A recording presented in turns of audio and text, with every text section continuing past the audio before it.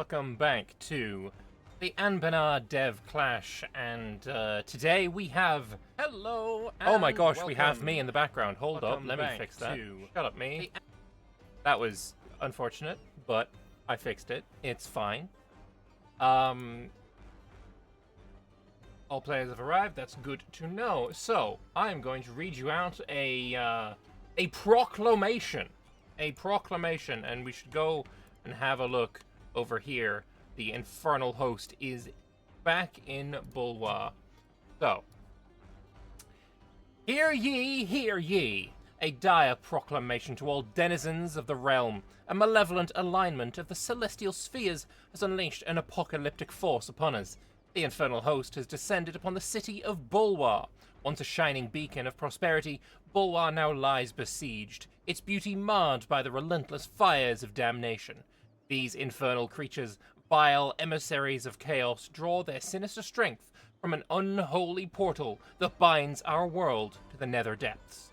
From this accursed gateway, a ceaseless tide of demonic warriors emerges, wielding dark magic and fearsome weapons. Whispers of treachery fill the air, ominous tales of pacts and accords of destruction made with infernal forces, which threaten our free realms. The true identity of these shadowy adversaries remains shrouded in mystery, but be wary of your neighbors, for they might have already sold their souls. Yet amidst the shadows of despair, a glimmer of hope persists. The infernal host has yet to fully secure their foothold, and the strength of their portals wanes with each passing day. In some realms, warriors of steel and light have appeared, roaming the countryside and purging all the evil they come across. Let this news bolster your resolve and ready your spirits for the trials to come. Gather your courage and prepare for battle, for the fate of our lands hangs in the balance. Stand vigilant and strong, good people, for we may yet turn the tide of this unholy war. That was written, I believe, by Taters, about the infernal host returning to Bulwa. Including the city of Bulwa itself, which now has precursor relics, because of course it does. It's currently building a something. Oh, he's repairing the locks and lifts. Very nice indeed. So, yes, today there is going to be a bit of a build-up phase for the infernal host. And whether that results in a war towards the end, I'm not sure. But basically, it's appeared in Bulwar, and it has extreme buffs. The buffs will be removed later, but they're there to prevent spawn killing and allow Karguin to consolidate Bulwar. It's not advised to fight against the Infernal Host during the runtime of the buff, which is this session, and he advises everyone around to invest in economy and military to prepare for the last session, which is going to be going on next week. So let's have a look at these buffs that Minecraft man gets. Of course. So he's got 100,000 manpower in the bank. That's nothing too special. Infernal Invader Blessing plus 100,000 base manpower. Okay. Infernal Blessings, Invader Blessings plus 250% there is kind of crazy. The recovery is plus 117%, which is quite a lot. But then, you know, having 610,000 manpower with this amount of land is very, very good. When he manages to unify Bulwar, he's going to be just giga strong. He's a 666 with powerful mage and benevolent. I'm not sure benevolent really suits the theme of what we're going for right now, but I don't know, maybe it was randomly rolled. I don't know. I believe... Is he still an elf? He's still Sun Elf. I'm not... I mean, sure, maybe they could have renamed it or something. I'm not sure. But either way, let's have a look at their income. They have lots of tax, plus 33 ducats of tax per year from being infernal. Production is as normal. Trade is as normal. There's gold is as normal. He's giving out quite hefty subsidies. But, you know, the income, I guess for 1543, it's a decent, but it's not exactly, like, kick-ass kill the world, right? Other buffs, let's see. The Infernal Invader Blessing. 30% morale of armies is insane. 100,000 manpower is insane. Like, this is something that you would never give to someone, right? Manpower recovery, plus 200 land force limit, holy. Recruitment time, you got tons of discipline, regiment cost reduction, core creation cost reduction, shock damage, classic amount of admin efficiency, and a bunch of infantry shock. So they are going to very, very easily unify Bulwa without too much of an issue. But yes, this is in fact the DevClash. This is the penultimate session. Shouldn't the devs be testing the late game? I'm not. This isn't really to test the game. I mean, they all do plenty of game tests themselves in their own time. They do plenty of that. So there's not much that they're going to be learning from this. Especially as, like, you can't really learn much about multiplayer stability when you're adding stuff like this and the gacha system and this and all. Like, this is not Anbennar that any normal person would play. This is something else entirely. But anyway, let's go and have a look at the small country magisterium war. I don't know when did this war even start. Let's have a look. There, this started this year. In January this year, small country have attacked or Turnwell, which is this city right here. Whether it's a fake war or not, I don't know, because these guys are still drilling, and it doesn't look like there's much of a move from Riveria. In fact, there is a peace offer from Riveria that, I don't know, are they going to accept or not? I am not sure what we're really expecting here, because no one is moving on any side of this war.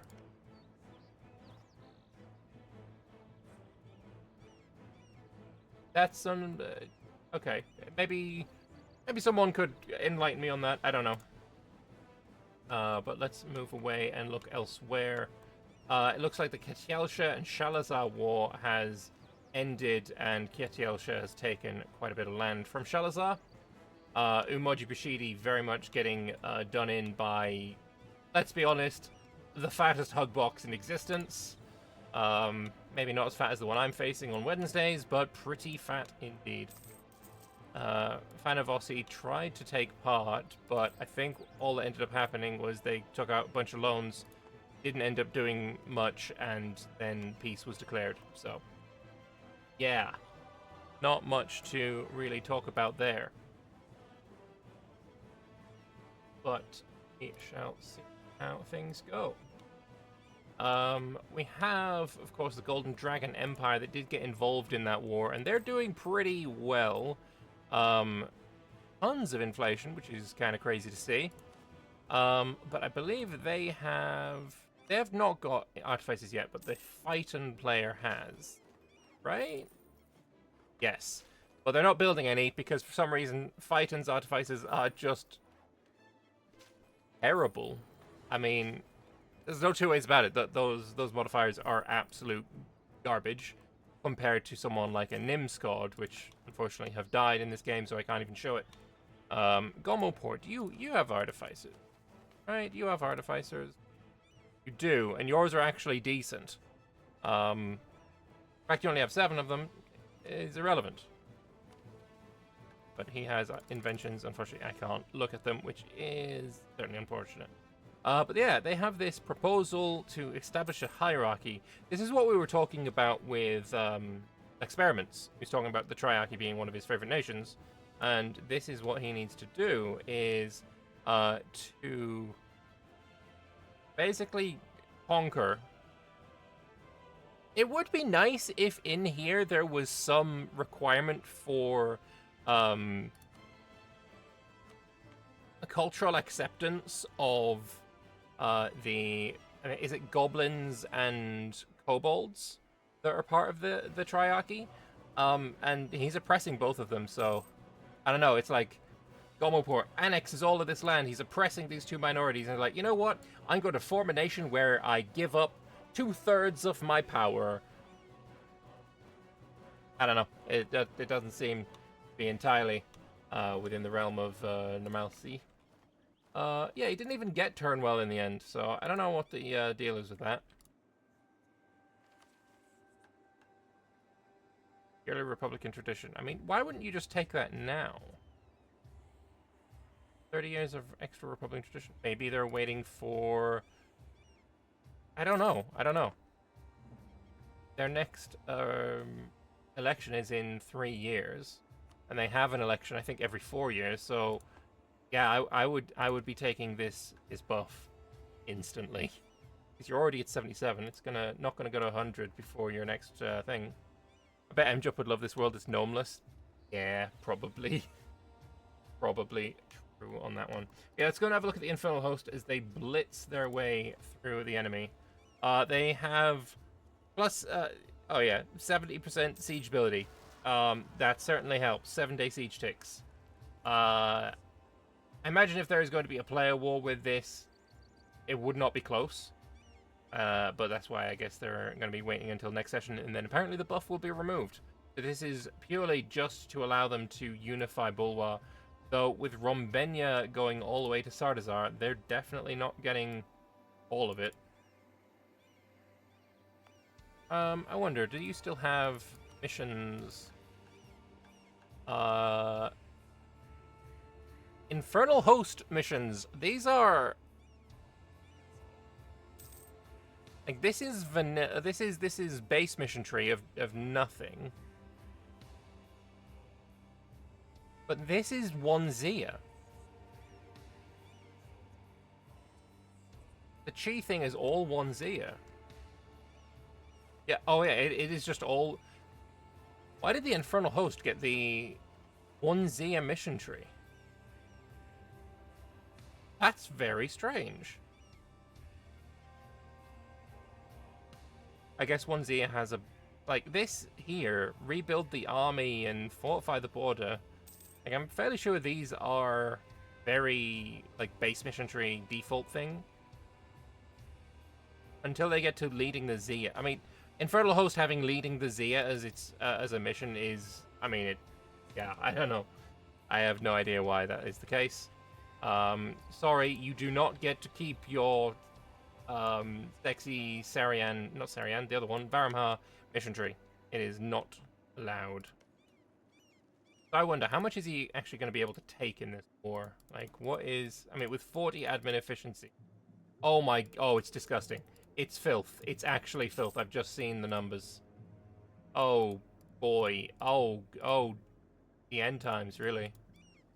Those buffs are going to allow them to take a hell of an amount of land.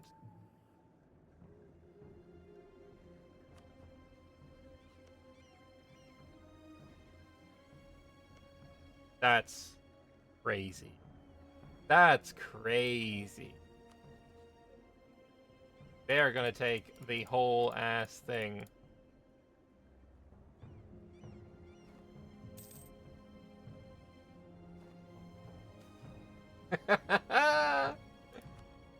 Did he make Sarian co-belligerent? I think he did.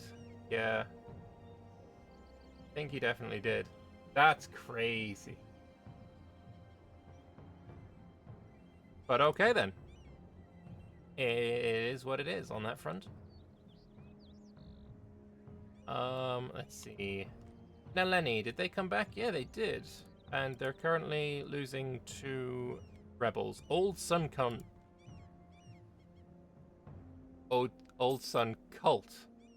separatists. They are Old Sun Cult with an L separatists. Or zealots. Yes, that's what I said. You definitely didn't hear anything differently. Ooh. That stack wipe was dirty, though. That stack wipe was very dirty indeed. Is anyone else fighting? Let's have a look. Magargama is fighting.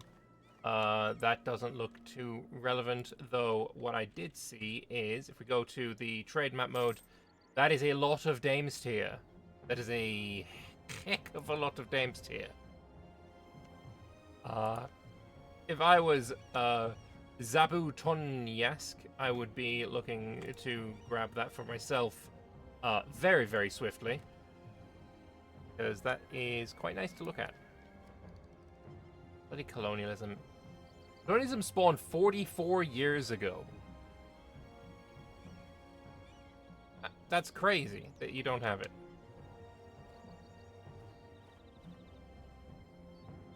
Printing presses in 6 years and they don't have colonialism. Crazy, crazy stuff. Alright, who else at war? We got Taters at war, the Golden Dragon Association. They're at war with the Great Storm, so they're also going up into the Lake Federation area. I wonder, are they going to be attacking Zerkanrek? I mean, this land is actually so good. So you definitely would want to if you are playing anywhere in the region. And I wonder, are we going to see the Celestial Delegation actually get involved with anything in this session? Maybe, maybe not. I mean, he is taking the technology. He's developing. I assume he's developing at least. 134 dev. I assume he's developing. He's drilling. These armies are really good. It would be kind of cute if, after the Infernal Host starts stomping on people, the Celestial Delegation comes in and fights back. It fights on the side of the good, I guess. But does he have any buffs of his own? Divine Intervention, Prosperity. Like, he's given this to himself, though. And Spirit Military as well. Okay. So morale damage, fire damage received, siege ability, movement speed, land attrition, and maintenance modifier. But they lose 2 land leader fire. The generals cost more. The drill doesn't. They don't gain drill. This regiment has 2.49 drill. They've been probably drilling for the last 100 years. But they're not getting any. Army tradition from battles. He's had no battles. And yearly army professionalism -1. So he's managing to overcome that somewhat from the drilling. But yeah, the army tradition is it's not high. Gav McGreg. Who the hell is Gava McGreg? You. Oh, this is Myremaw? This is Myremaw. I did not know they had a formable. Interesting. They're currently demonsterizing. Gava McGreg still has Mossmouth ideas. Actually, it's Gava McGreg. It works. It's fine. Yeah, their ideas didn't change, I don't think. But they're not terrible. They're not the worst ideas that I've ever seen. Do they get special government reforms? They have got tier 5. Ooh, look at all these. Look at all these. These are interesting. Environmental protection charms. It's quite good. War games for army drill gain stuff. Mage shields. I like the idea of that. Have stuff. Specialized troop. Oh, what? Is this something that we're getting in new Anbennar? That's not specific to you. Let's have a look at Blade Marches. What's your reforms? You got special tier 5s? You do have special tier 5s, but they're different. Obviously with you being a human kingdom, right? Yes, human kingdom. They get reforms based on who they have unified with. So diplomatic core, humanity first. So he's gone with elves. He's integrated half elves. That's for non-humans. Okay, let's see who is a non-human that we can look at. Erlium, you're an elf. You're not human. And you get... Okay, these ones. You get the same ones here. Is it specifically monstrous that gets those sexy ones? Because, tell you what, I might want to play a goblin in the next campaign. Getting that special unit force limit with those artificers. Boy, oh boy, that would be quite delightful and sexy. Should I play a goblin in the next multiplayer? I don't know. Don't know. I do like the artifice system, so I kind of want to do them again. Enemies elf, but they have human military. That's a good point. What about you? They also have human military. Anyone with elf mill? Anbennar. They have elven mill. And they... Okay, so elf mill gets... Okay, that's disgusting. Oh my gosh. The next... Oh no. Giving gnomes the ability to have an extra 20% special unit force limit. If anyone knows how much this affects Nimscod, that's dirty. That's very, very dirty. Gnome gaming is certainly a thing. It slaps real hard. Ruinborn have got their own. Okay, let's have a look. Haraf is Ruinborn. But I think they need to reform, maybe? Unless there's a Ruinborn extra dead. You're not Ruinborn. No, you're human. Yannick is Ruinborn. None of the Ruinborn have centralized. I can't really check. They went with tribal identity. Like, if any of you want to click any of these, maybe we'll be able to see.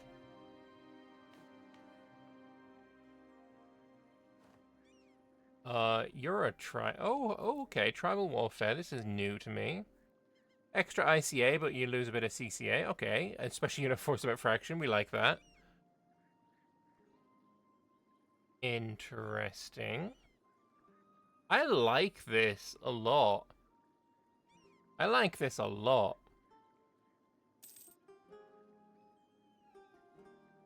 One thing that I have been saying for quite some time is that Anbennar needs to like distance itself from vanilla like events. Like for example, with these, if this was still the age of discovery, the age of colonialism, or I actually don't know what the ages are called. But all those like vanilla ages, those should have been renamed, and they were to the Age of Unraveling and Witch Kings and Artificers, etc. The one that I think still needs to be changed that isn't yet: feudalism, Renaissance, colonialism, printing press, global trade, manufacturers, enlightenment, industrialization. These are pure vanilla, and I don't know. I feel like those could still be changed to be more Anbennar, you know. But certainly. Seeing these change is a good thing. Honestly, I do absolutely think that it's a good thing that these change. To be not vanilla. I want like new experiences, and I was totally right. He definitely murdered a whole bunch, and managed to have the admin to core. Oh, he didn't actually core it all yet. 174 to core everything is actually filth, and it takes 6 months because it's all Sun Elf already. Please just click this button. I want to see it. Two admin to core this. What's the most expensive? Brasan 34, Boss 9. That is actually disgusting. Also, why didn't you conquer this? I wonder what he's even doing right now. That's also filth. There we go. He's now coring it.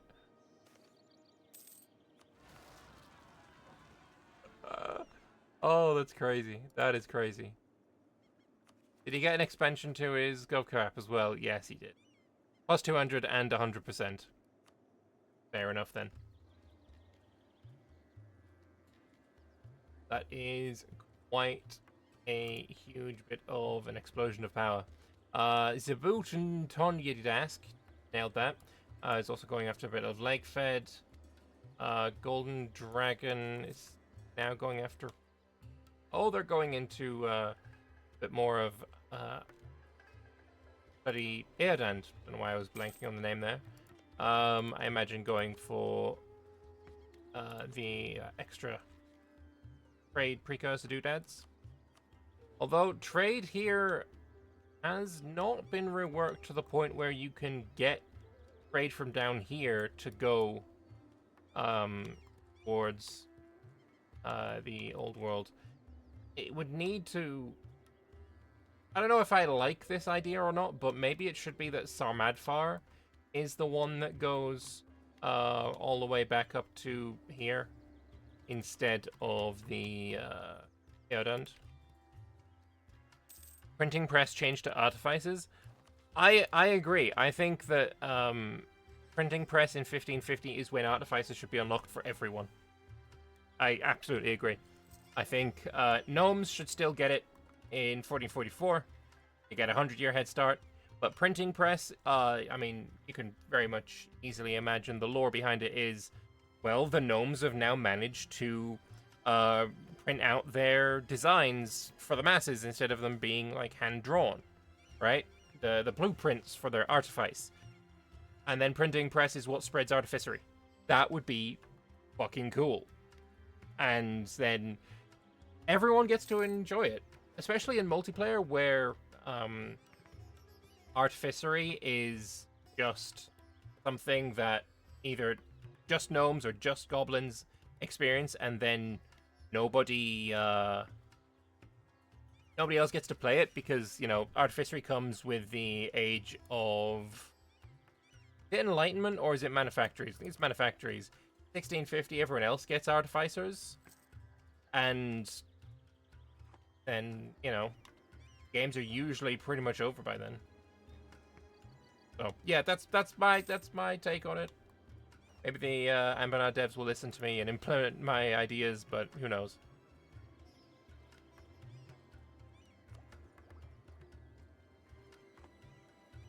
How did the playtest go for the Wednesday NP? Oh, it's just it's filth. It's so bad. It's so. Yeah, it went exactly as one might expect. I won't open it here because it really has nothing to do with the Anbennar DevClash, but I'll just paste that there and let me know if you can see it. Earlium is rising up. I wonder, did you get any unrest reduction? Yeah, you did. Oh, minus 20. Holy. Holy. Content no longer available. Oh, that's...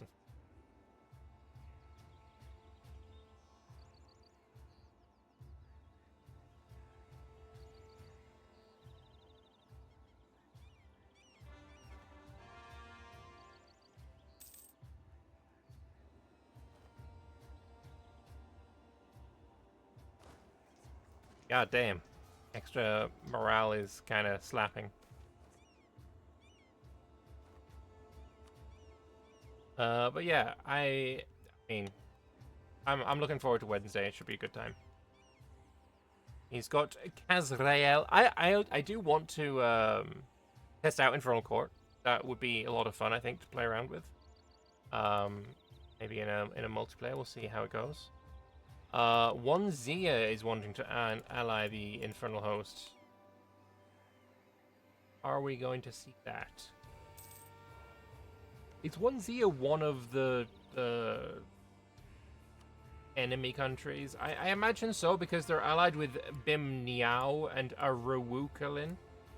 And Aruwukalin is... I don't know. I think it's probably likely.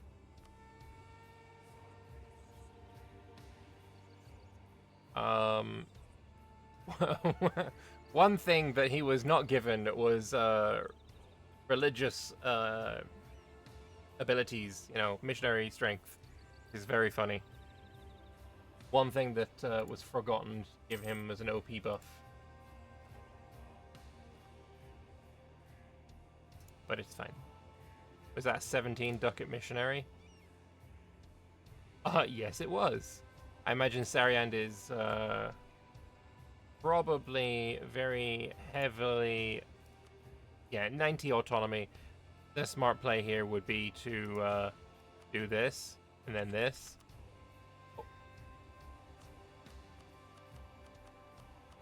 Oh, yeah, almost there. Almost. Now you just gotta full core it. Let's go. Come on. As soon as it gets the full core, I mean, that already brings it down to 50, which means it is only... Can I not see it on the screen? Apparently not. Which means it's now only 6 ducats. But if he cored it all the way, then this would tick down even further, and he'd get more. I imagine what he's probably doing is going through the states, and not this one, here, and adding them all to full cores through there, and then, yeah, after they're all full states, then going into the core thing and doing that way. But yeah, that is a huge power spike for him. Though at this point, like, the whole point was I get these buffs so that I can, you know, unify Bulwar and do it quickly so that we can have fun wars. He's done it within like 3 years. He's done it within 3 years, and now he's got allies on basically every border but Elisa. So I don't know where he's going to go from here. I am not sure.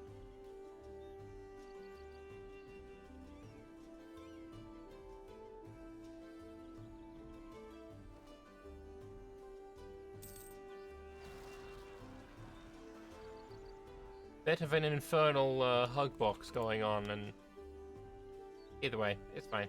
And I guess this is why this land wasn't taken, so that Ovdal Tungur can get it. But we move. It is fine.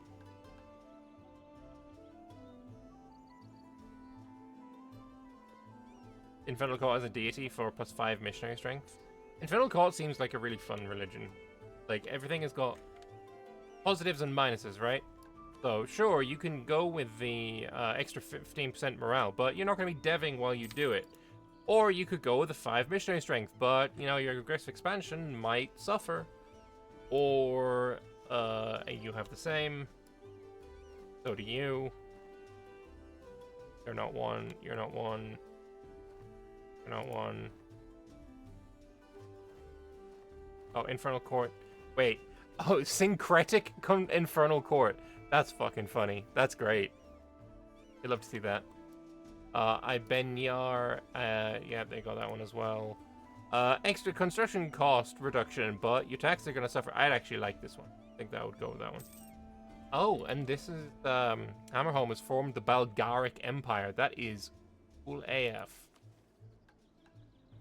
They have gone through quite a bit of their mission tree. Very cool indeed.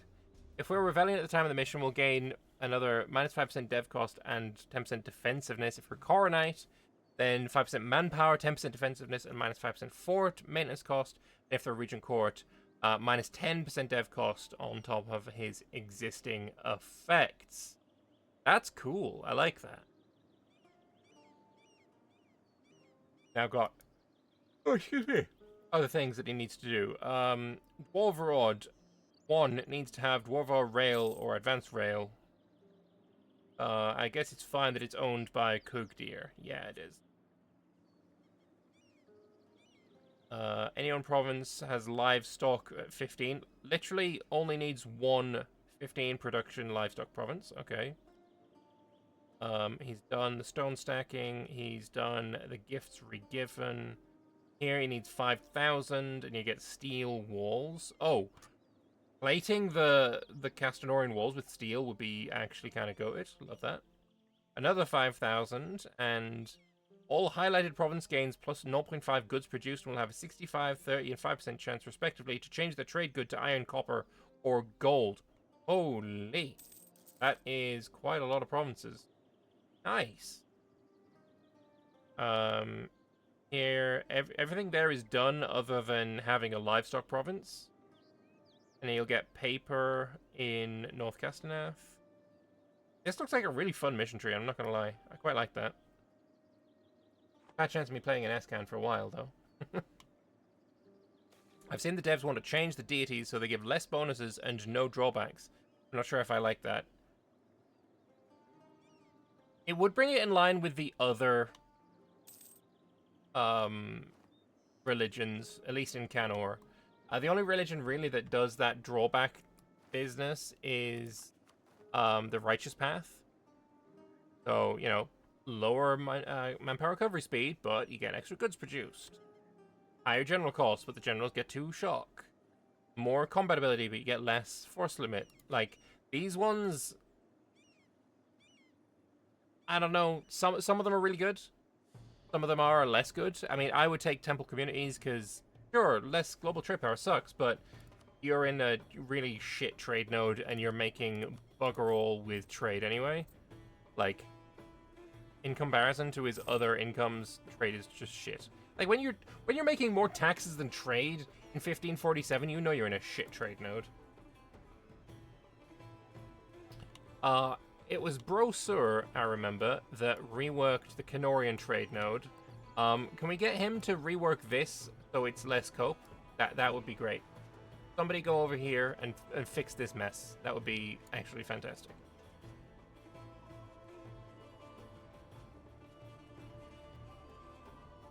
Which I doubt should not be, like, the origin of goods.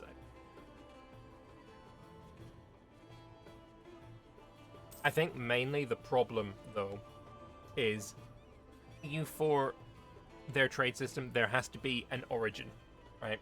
Doesn't matter where... You know, it doesn't matter what kind of connections you make anywhere.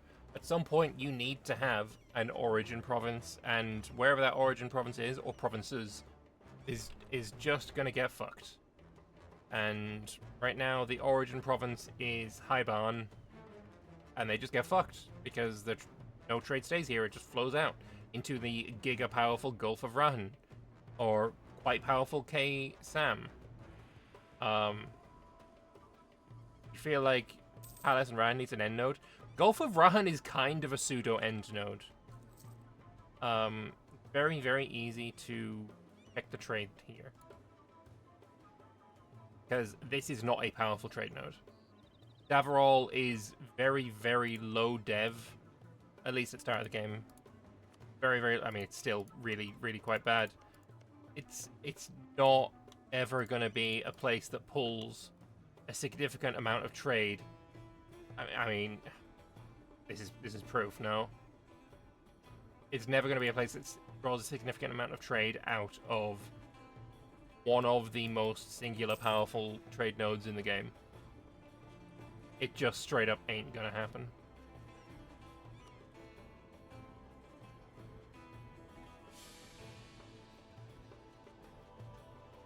Anyone else at war? Praketa is at war. They are fighting Undurabu. Never heard of that nation before. Are they Knoll? Oh, they're human. Okay. Who else at war? Magargama's at war. They're also going into the Lake Fed. Zibutandask a bit. Busalar is at war. I assume it's in the New World. Yeah, that's irrelevant. Golden Dragons are at war, just kind of unifying everything. Also going into Lake Fed. Lake Fed is now getting partitioned. It won't last another 20 years. Are we starting a new Anbennar MP soon? Yeah. I feel like the one we're in, the Wednesday game, probably has 3 sessions left. I would hope more, but I feel like 3 is like... As long as people don't cope about me being a little bit overpowered, then it's got 3 sessions left. I feel like the Rahan side of Haless needs a trade rework more badly than the rest of Haless. Pretty much every trade node in Rahan just flows directly into the Gulf of Rahan. I agree. Who am I interested in playing as? I have a few on my shortlist, but I have nothing, like, solid yet. Like, maybe Dartax Agurdum. Very interested in them. Ibava, interested in. Demaria, maybe less so than I was, but slightly interested in them. Maybe forming Gawed is something I might want to do at some point. But yeah, some options. I don't know if I want to go back to Hales just. Also, something in the deep woods might be fun.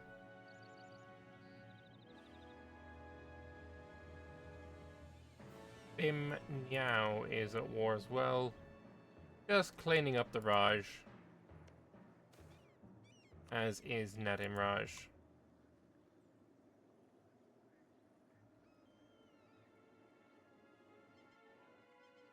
Blade March is asking what exactly the Alliance rule is. I imagine he's looking at a really big hug box and not enjoying what he sees.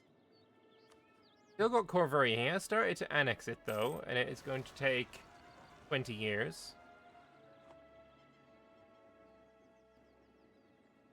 What is the Infernal Host's plan now? They're just making money, they're making manpower. I imagine their dev cost is also probably pretty cracked. No, they did not get any advantage to their dev cost. And they've obviously taken Kazrael, so their dev cost is in fact nerfed. But he is going after Eliza and Akasik. Let's be honest, he could probably take the whole lot here.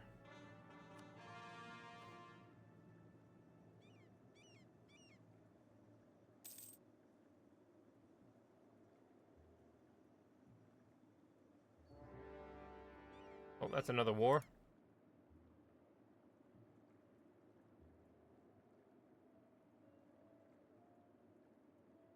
Oh, dirty.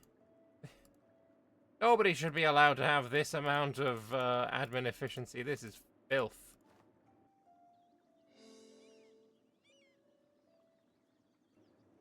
'64 war score. Crazy stuff.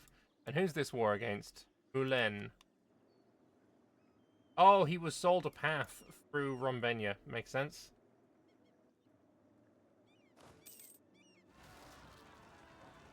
How fast is this siege going to take, do you think? Oh, there's another war. Oh, game freeze. This one is against Goriat. You have no idea who Goriat is.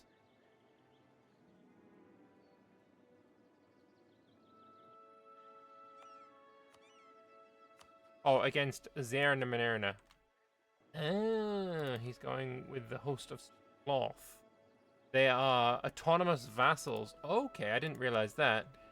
The host of Greed and the host of Envy are vassals. And then Malice and Sloth are infernal vassals. Sloth, Malice, Envy, and Greed. Yeah, he is quite strong.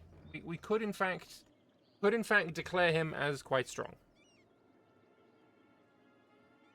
Their invite is fun for the first 20 to 30 years, but you unify the deep woods, it's a bit sleeper. Fair. The dip cost, though, probably should give Infernal Host some unjustified demands modifiers to, like, 900 plus dip taking the North Salad there. True. And I believe this can go to minus 999 as well.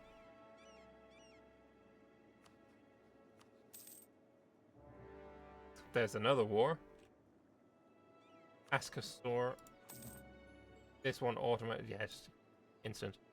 I think maybe what he should have done is given the Imperialism CB.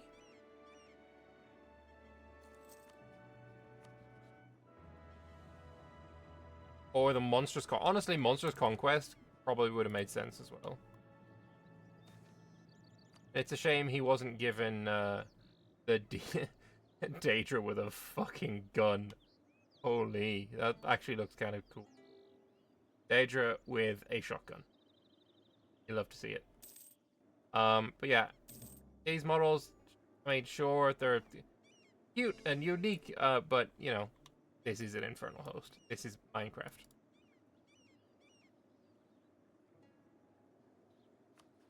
Imagine Aliakivid is about to get decked on as well.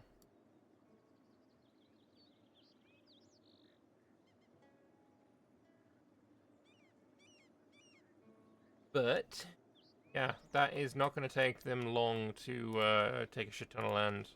And let's be honest, that tech's not exactly that important. Right, Dip Tech is meh.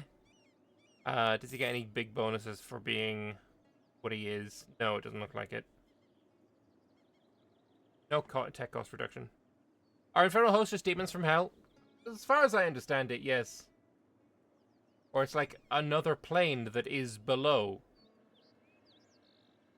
Yeah, it's basically hell.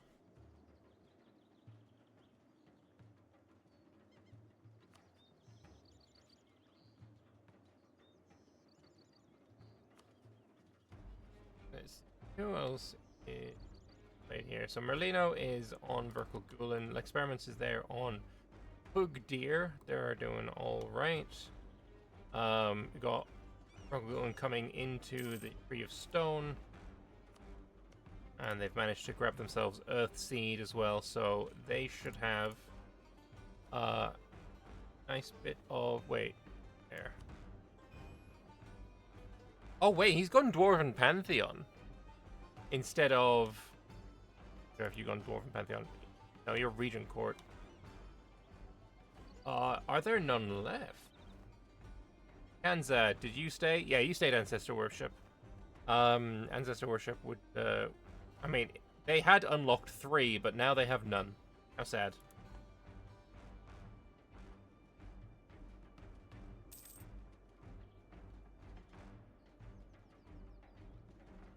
At some point, I actually wouldn't mind playing Small Country as well. That would be pretty fun, I think. But yeah, I have a lot of ideas of what I want to play. I haven't come to any conclusion or decision or anything yet. Maybe I'll just play Infernal Host. We'll just port it in. It'll be fine. Nothing wrong with that.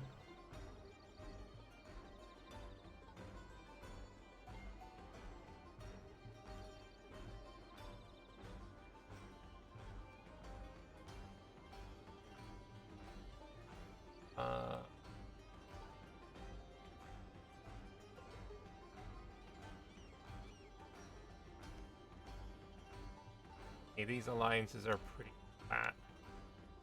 There's not really much in the way of like expansion for anyone because it's all just everyone's got big alliance blocks. The 1v1 in Sarhall, did I miss it?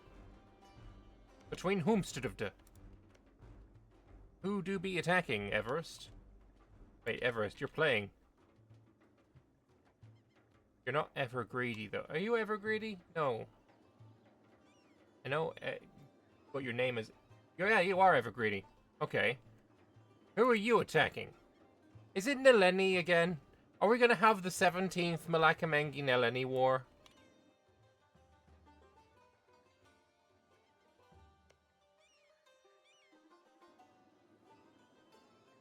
I feel like that... Oh, sorry. It's Rombenia versus Malakamengi. I don't know why I just skipped over that message. Okay. We're about to see a player war. I like that. I like that. You should probably stop looking because I'm about to look at both sides' strengths and assess who I think is going to win.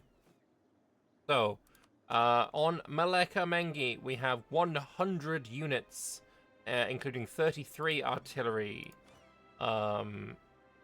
Combat width is 27, so I assume there's probably some of those that are mercenary? No, you... Oh, yes, 6 mercenary, 27 regular. So, yeah, we're perfectly fine on that. We have gotten ourselves some offensive ideas. What kind of policies do we have available? Nothing that would help us out too much. Although a cult of innovative is... I like the look of it. Meanwhile, for Rombenia... Actually, do you have any religion stuff that's going to help? Maybe something in here helps. I don't know. Meanwhile, for Rombenia, we have a total of 99,000 troops, including only 19 artillery. Artillery at this point is actually something that you would want to have. So, there is that.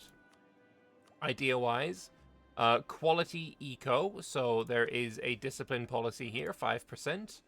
And if they finish occult, they also get manpower recovery speed, so they've got the advantage on that. 120% discipline versus 105. We have 4.8 morale, versus 5.1.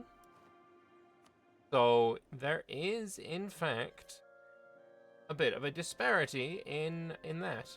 Melakamengi is casting and spell. These will be the wards, I would assume. Well, this is estates, so yeah, it could just be it was scrying. Scrying has been achieved. So right, I wonder, does either of you have a mage ruler? No. Oh, there's also strict there. Oh. Discipline advisor versus fort defense advisor. I would recommend swapping over to discipline ASAP. And they're going in with a 7 shock generals. 7 shock battle mage general versus your best general, whom is a 4 shock. And I assume your mercenaries don't have anything but... Oh, what did I just see?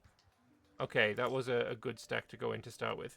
But yeah, that discipline disadvantage is very rough, and it is not going incredibly well. This is definitely going to be a Rombenya victory. The reinforcements are timed a little bit badly there as well. The cannons went on the front row, and from a very even amount of troops to start the war, there is now maybe double Melakamengi troops. That was rough. That was a horrific battle. 12 war score as well. Yeah. Fun stuff. Wait. How many siege days? 42. Getting to 28 from the 5 siege pips is kind of crazy. You think the discipline difference is really going to start to matter at this point in the game? Oh, it certainly is. The discipline difference is huge at this point. Manpower-wise, 55,000 versus 8,000. So, I mean, it's not Jover. It's just very, it's very over Jover, you know?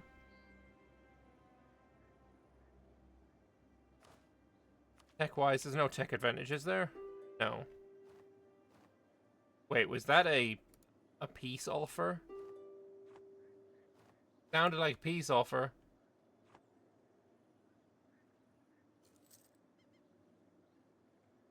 Now a highlands, a shadow swamp, and savannah. Okay, so they would actually. I wonder, is it possible for them to actually march here, through here? Kind of looks like it is, because otherwise it'd be like having an X on it, right? Yeah, like I can't march here. There's an X, but I can march here. So yeah, fort-wise, there are no good forts. But yeah, this is your best chance at a fight. Have we got the discipline advisor on yet? No. I mean, you're out-disciplined by 15.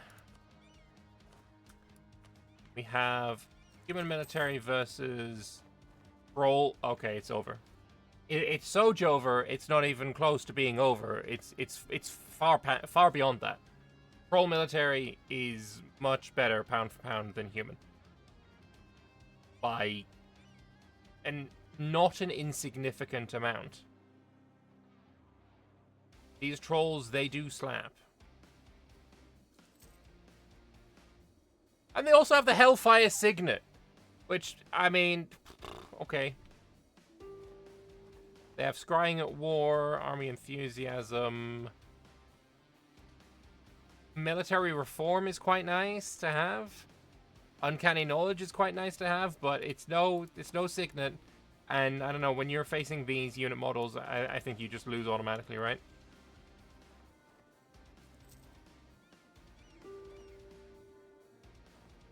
I don't think there is going to be a peace deal sent at this point. I mean, it's just a fun little 1v1, but I don't see it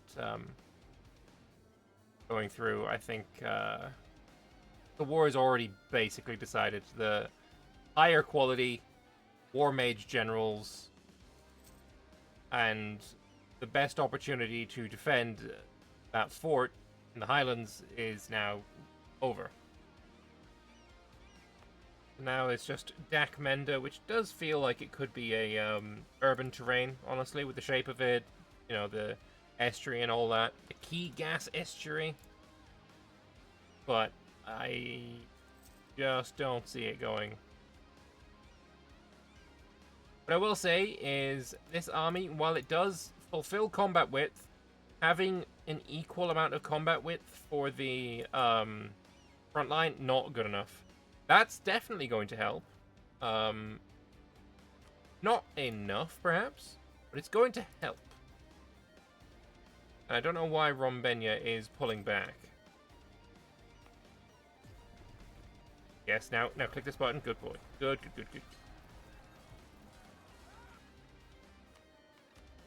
But seriously, now my guy, please. Somebody message this man and tell him discipline advisor. Tell him this immediately and with full haste. Oh, and he's just gotten... Why is there a... No, stop this army. No, oh, no. Yep, okay. Yeah. You're gonna arrive on the 23rd. These guys arriving on the... Okay, so you'll be there. This is actually decent. This is his best chance, because now he has the full front line. Oh, never mind. Oh no. And what we're going to see is the front line break and shatter and retreat before reinforcements can arrive. And then the cannons will go on the front line. Unless there was actually a good bit of well-timed reinforcement there. And the... Oh, perfectly timed. Perfectly timed. Now those reinforcements are going to get smashed because they're on... is one cannon. Oh my god, those numbers. That 5-shock advantage is filth. I'm not going to lie. But we have a couple of Maleka Mengi victories. And he's got discipline. He's got discipline. Discipline is engaged. Discipline is, in fact, engaged. And we enjoy the sight of it. We've got no manpower. Minus 36,000 manpower. Versus minus 18,000 manpower. So, I don't know. This literally just could go either way. This still could go either way.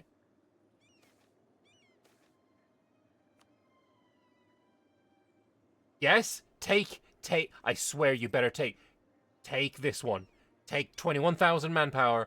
No one cares about your war. Good. You took it. All right. So now what we've got is 10,000 manpower versus minus... Wait, did you get manpower out of your ass or something? That's crazy. You just went... You're at minus 36. Did you shift consolidate? Or regular consolidate? No. Did you consolidate and then purchase an adventuring company? Yes. I think. I mean, this adventuring company must be new. Okay, so there was a consolidation and a hiring of an mercenary company. I would say maybe the time is ripe for maybe an independent army. Depends on how sweaty you want this 1v1 to be. If you want this 1v1 to have extra oomph, spice, and sweat, you get the merc. If you don't, well, I mean, yeah, I guess don't then. This is Savannah, so I would say just go and siege it, right? Even if you don't manage to take it, gotta give it a shot. Also, I would say, if you're going to get a mercenary company, is it? Oh, you already hired the battle mages. So what is the deal, right? This battle mage company came with Eve the Crusher. And Eve the Slaver. What is this that they get? Why do they get these Eves? What is the deal with Eve? Is that not from the battle mages?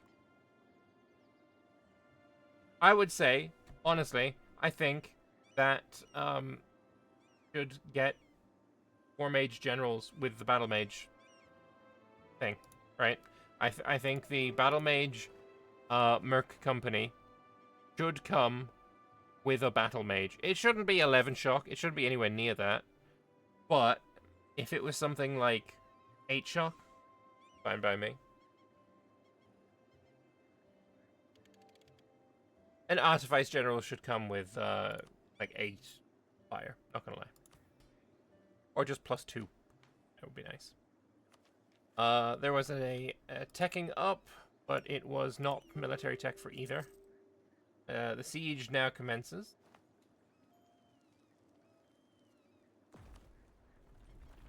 Assault? No, I don't think one should assault in this case. Got 25-day siege picks. The ability to getting a new idea, but it doesn't actually give anything of use. Maybe just make sure that you keep the discipline advisor going. Eco-wise, there is actually quite a big difference.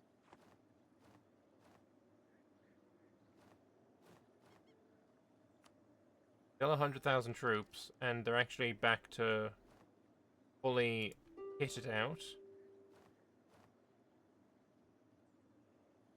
Versus 100,000 troops not fully kitted out. There is 3,000 men needed, but there's another like 6,000 men. Oh, sorry, 5,000 men needed on just the battle mages. So that is not counting that. So they are currently outnumbered. Hopefully they can take this fort. If they do take it on the 21, then this will be a crossing penalty. And maybe they will get a little bit of an advantage. Oh, the timing! The timing of the Harag Seti separatists. I actually don't think it changes anything at all. But it would have been hilarious if it did. Yeah, you move these troops in to reinforce as soon as you see guys moving. They're going to come in with their full force. Maybe these mercs, actually. They move in as soon as these start moving in. Are you going to take it on a 28? Let's see. No. 5th consolidate.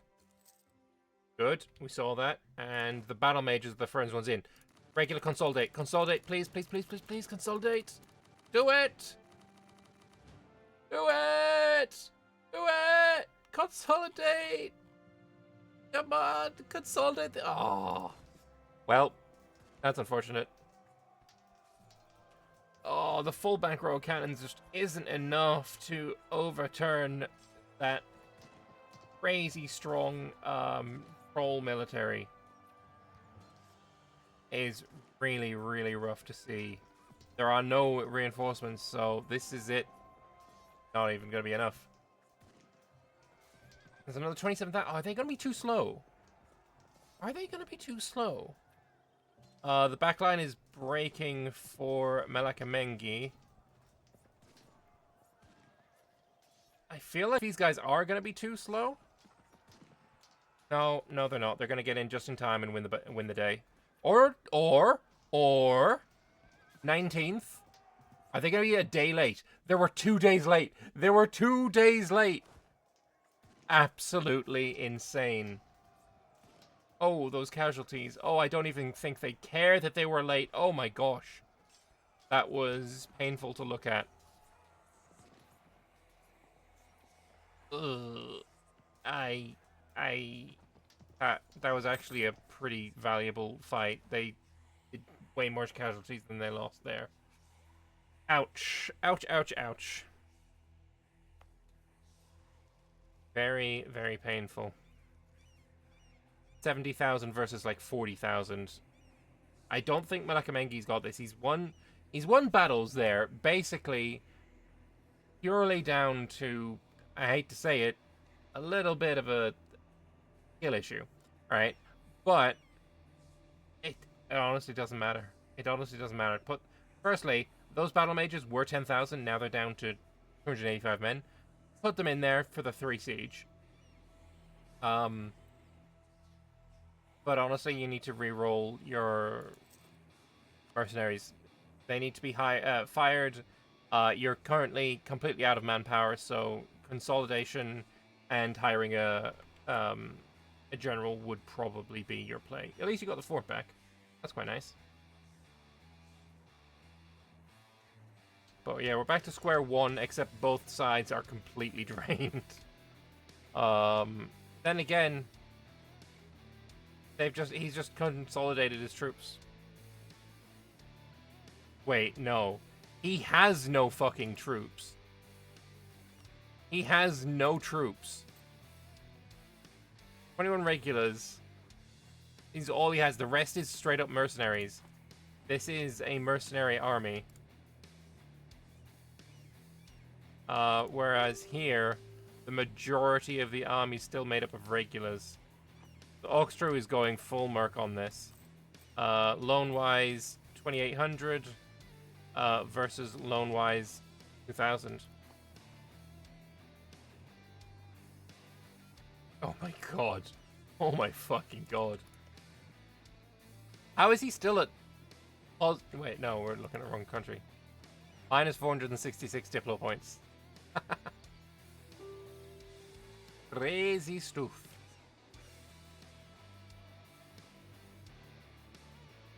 This is not enough. Fight this. You require something more. You require mercenaries.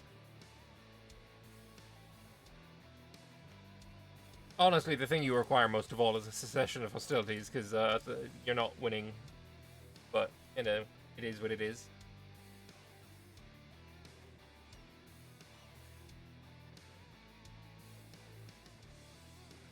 Knowlish Raiders? What? You have Troll Military. How do you have Knowlish Raiders? Graphbound Warriors. Oh, that's the name of the army. Nolakaz's army. Why do you have their army? Why is your army named after them? Makes no sense to me.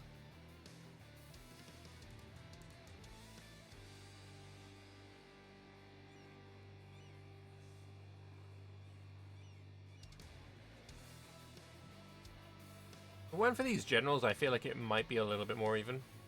But yeah, at the moment what we're seeing is Rombenia build up cannons. I imagine there are cannons being produced so that you can get up to combat width.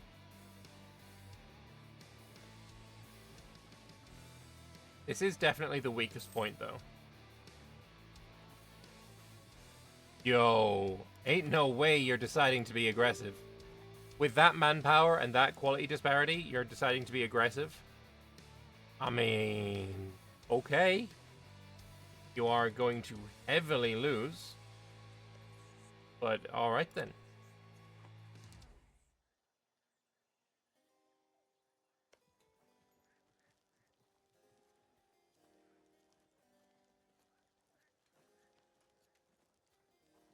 We'll see how this battle goes. I fear it will not go well. Shift Consolidate. These are half strength units. They're going to just completely melt. Please Shift Consolidate. Or regular Consolidate. Either one works.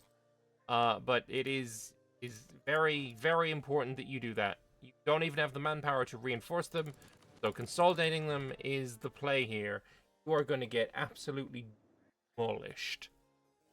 It is not going to be close. Are you going in with 185 all at once? No, you're not. Yes, you are. Wait, no, you're not. Are you waiting to see if he takes the fort or something? Oh no, you're going in with just the right amount.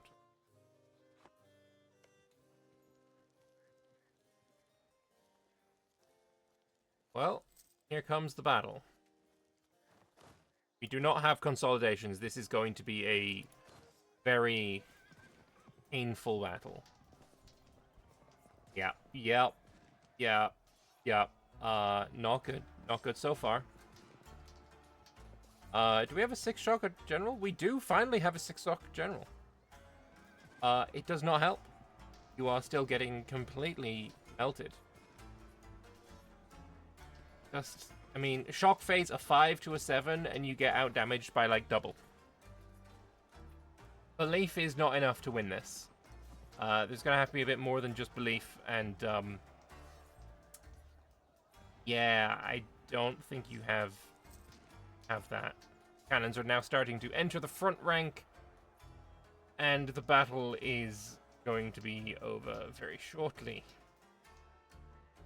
Indeed it was.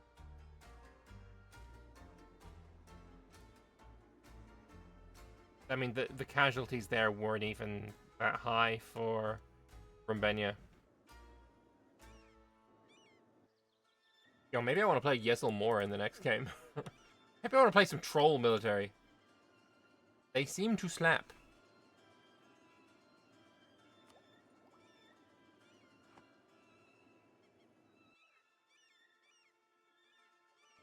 But maybe we can actually have a chat with Everest and Oxtrue after this war and see what their thoughts are. Troll slap at their force limit is oof. True. True.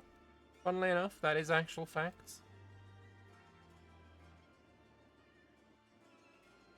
I mean, how long more do you actually... You need 50,000 men to reinforce, and you have 13.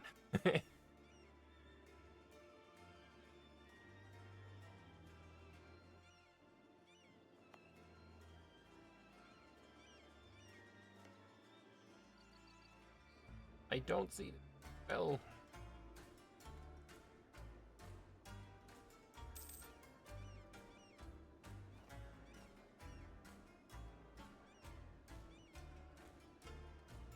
Surprised that there isn't actually any invasion going on now. Or actually there is. He's definitely going for the weakest point. Because honestly, when this falls, you can just walk wherever you want.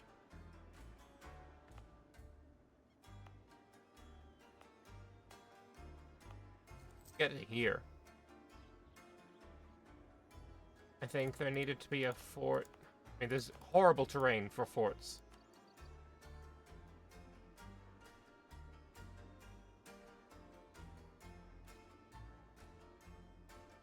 Absolutely horrendous terrain for forts, fortunately. This will fall. I mean, the 5 siege modifier is kind of crazy, but yeah. Orbitrol's mission tree is quite nice. Their start is a bit easier now since Bjorn gets their Vassal Civil War. Yeah, I was thinking of Orbitrol. That could be fun.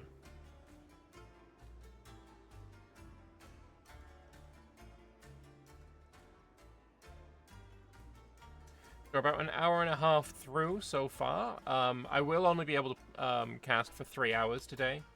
I have to go an hour before the end of the session, which sucks, but it's unfortunately necessary.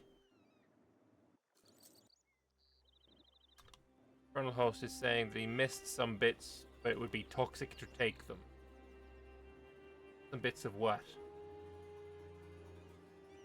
Of Akasik, I think they're talking about.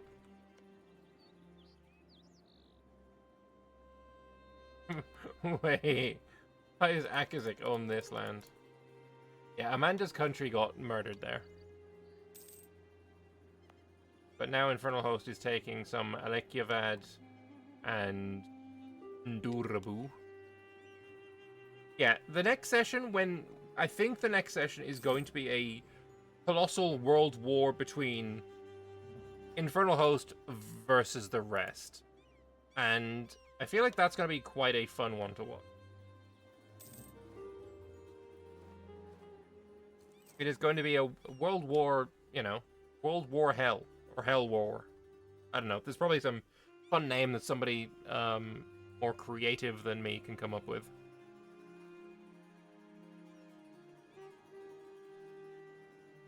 But yeah, I don't... Guys, he's not reinforcing anymore. He just doesn't have...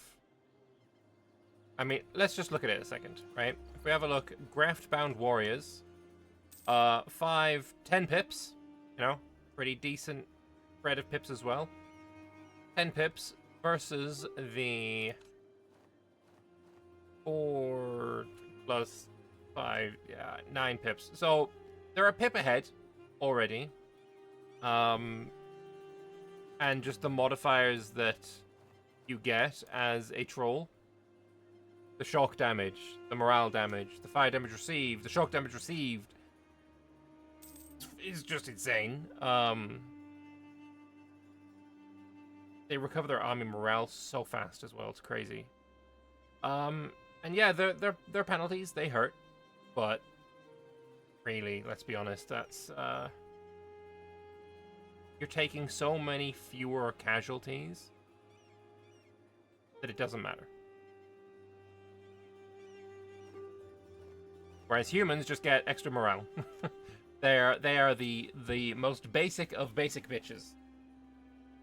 And here, look, like, it was 100 versus 100, like, unit wise. We're down to like 95 versus, 45, something like that.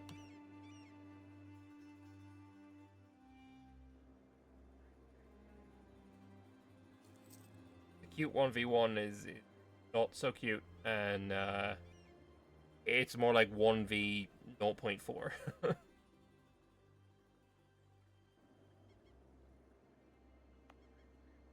Shadow Swamp is -2.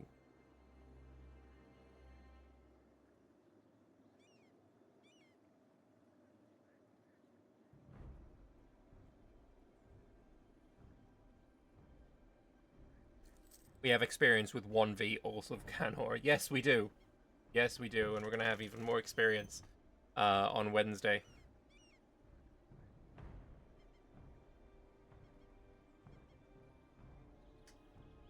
I mean, I understand the drive to march forward, but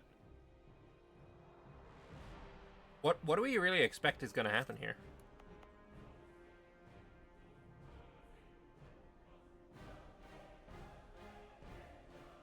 Because I don't know. I feel like nothing. Oh, another player war. Another player war. I believe it is. Okay, Nying Arrow is in it. It is a huge Cannorian war. It is a huge Cannorian war. Who's declared this war?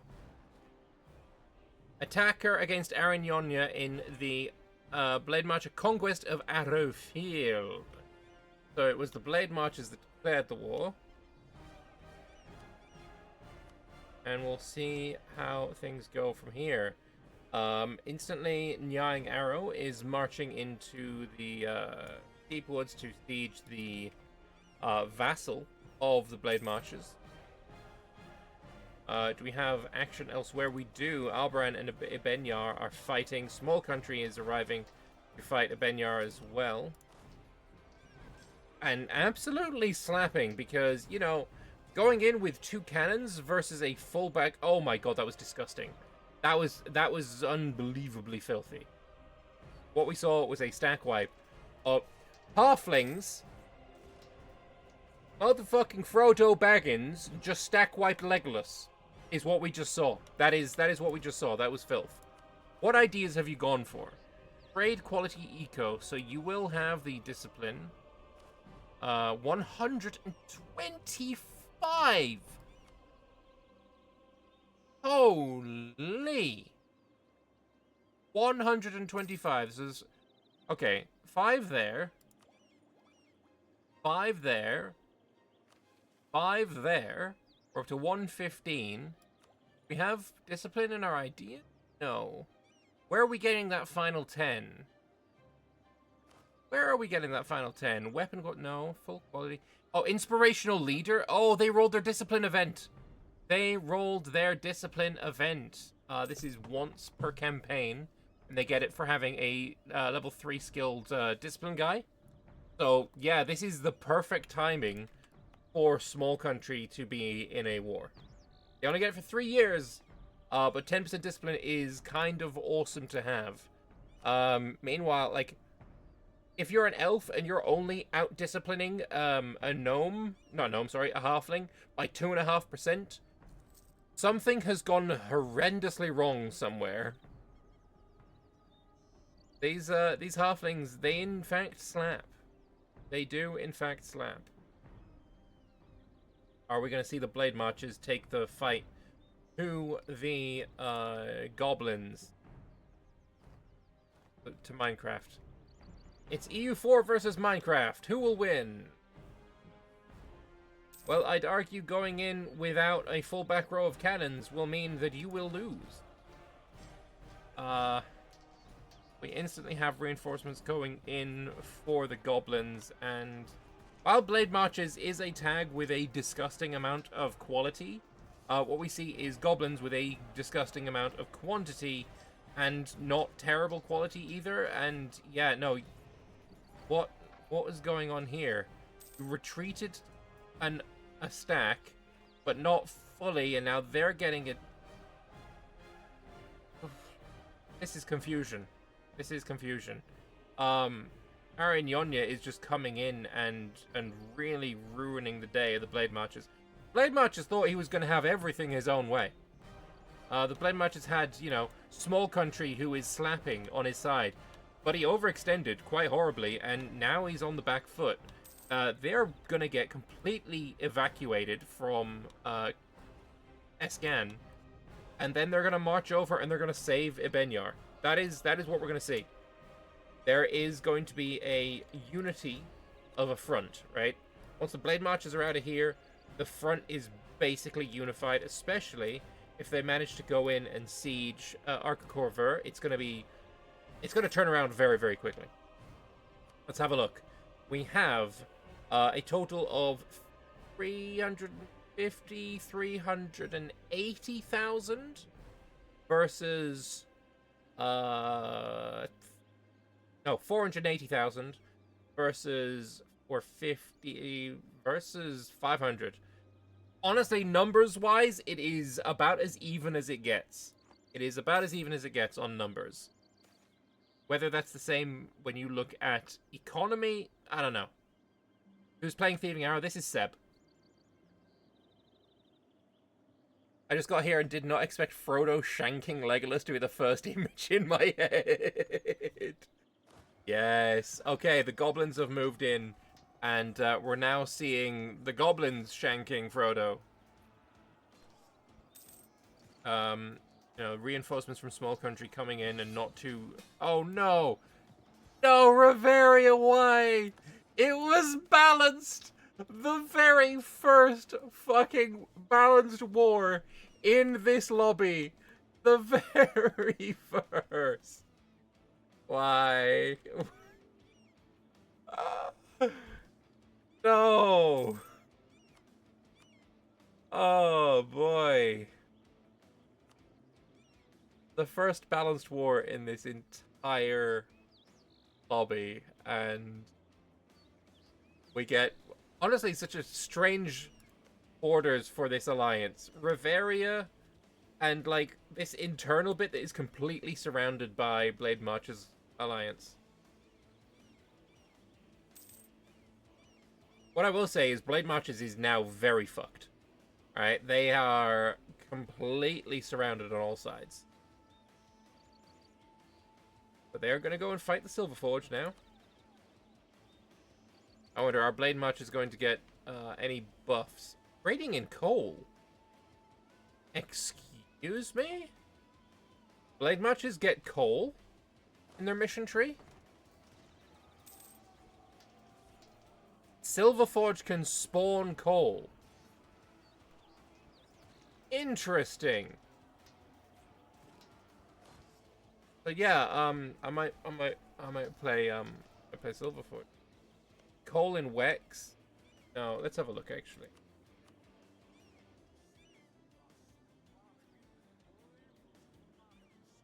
Oh, there it is.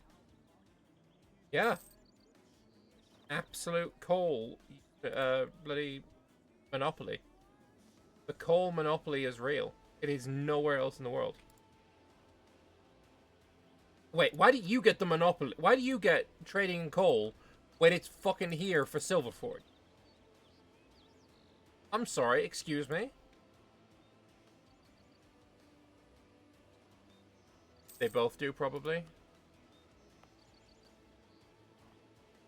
He's the lead and producer, but I guess it's taking... Oh, he's got the majority of the trade in this node.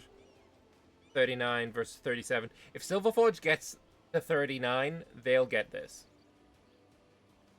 I imagine they probably do both have it, though. You're right. Yeah, they both have it.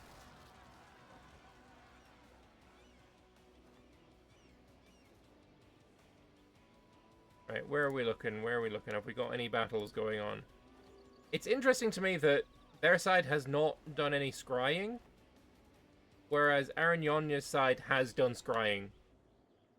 And scrying is kind of important. They're going for Arkakorver Mountain Fort. It's not going to go well. Not going to go well. Blade March is still very, very strong tag.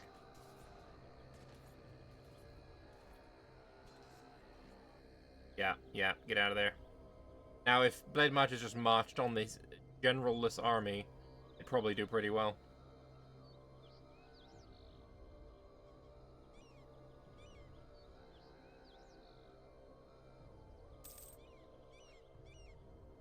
I missed the slapping down of Riveria. Did Riveria get any buffs? Not really. Oh, they got a Celestial Order for Skybreakers. Oh, that's... they also have a mercenary company. And tons of artificers. Okay, cool. Yeah, honestly, if I was Riveria, build these. Build these guys. They're kind of like your best troops. Just, build these guys. Looks like they have big artificers. Look, you don't have to be heightist. I'm not gonna lie. Just because gnomes are, you know, about the size of your knee, it doesn't mean these guys are big artificers, you know? SMH. Lambda. Yeah, I don't know. I feel like what we're gonna see here is Riveria being, punished quite quickly. And then the resumption of hostilities between small country and, I don't know, what are we calling these sides? What are we calling these sides? Because there's really nothing unifying the two. How much land did the trolls take? That's a good question. None. None. They took none. I guess it was just War of Honor or something.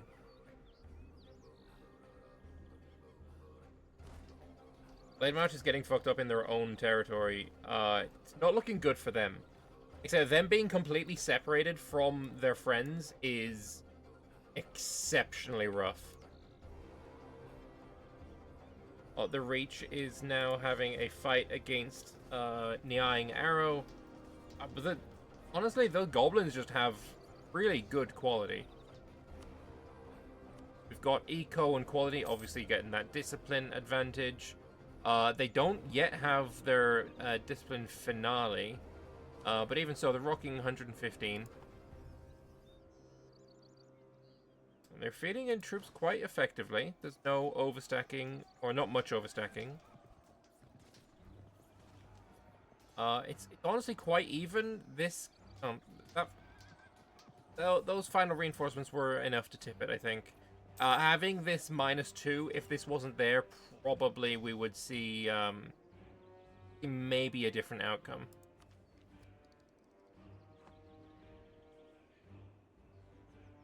Another loss for Blade Marches down here. They are really getting punished. And Arkakorver is going to fall as well, almost certainly.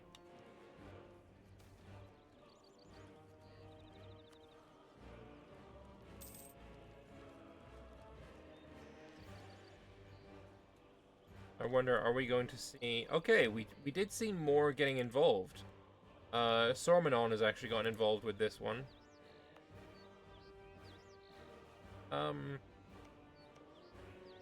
Yeah, I think in the grand scheme of things, Riveria fucked up. I think Blade Marches is getting screwed by it, but And again, small countries stopped caring about Riveria. They're marching away. I guess they're more interested in defending their own territory than they are about winning the war. Then again, Roivy Bob is a brilliant fort. It's got ramparts, it's got a castle, it's got expand the ramparts, expand the fortifications. Like, this is very defensive location, and especially it's nowhere near as strong as I thought it would actually be. But it's still strong. Ramparts 15, I guess, is the difference. Used to it being 40. But yeah, if you're gonna actually attack, you might want to get a general down, because right now you're stood in a farmland with a Magisterium army quite ready to punish you for exactly what you're doing. Maybe this 86 is gonna go in, but I don't know. If they take this 21, and they did, you screwed up. Now they got a -1.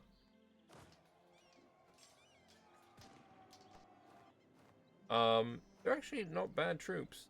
Magisterium, though. Your Magisterium, where's your war wizard? I thought you had a guaranteed war wizard. Is that not Magisterium's whole shtick? Guaranteed war wizard? I guess not. And Trout Coast is returned.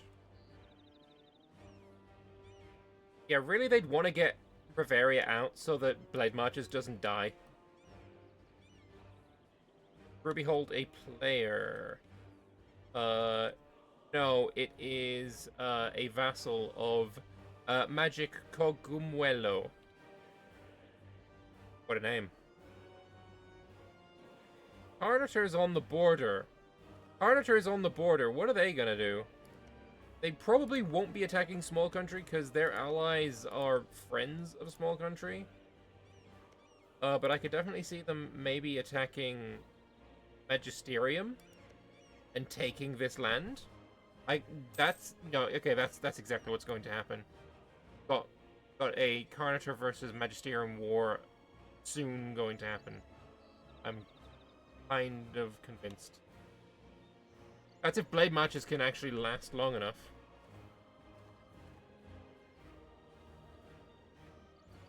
Because, you know, Arca Corvor is taken. And now they get the -2, +1, so -3 on these forts. Honestly, yeah, you reinforce the shit out of this.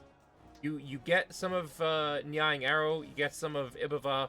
This is where you want to do tons of damage to the bloody Blade Marches player.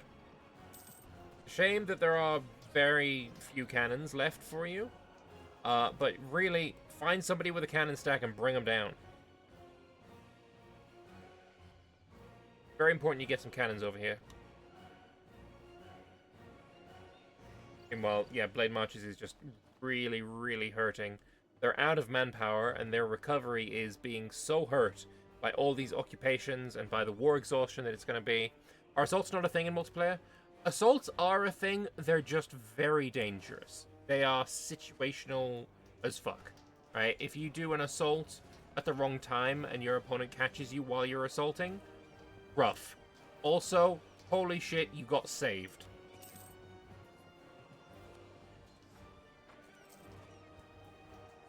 You do an assault and you are not completely certain that you are going to win, it's just really bad for you. Are you actually going to get here with these reinforcements? You are. Is it going to be enough? No, I don't think so. Oh, you definitely didn't need to bring all of those troops off. We're already winning.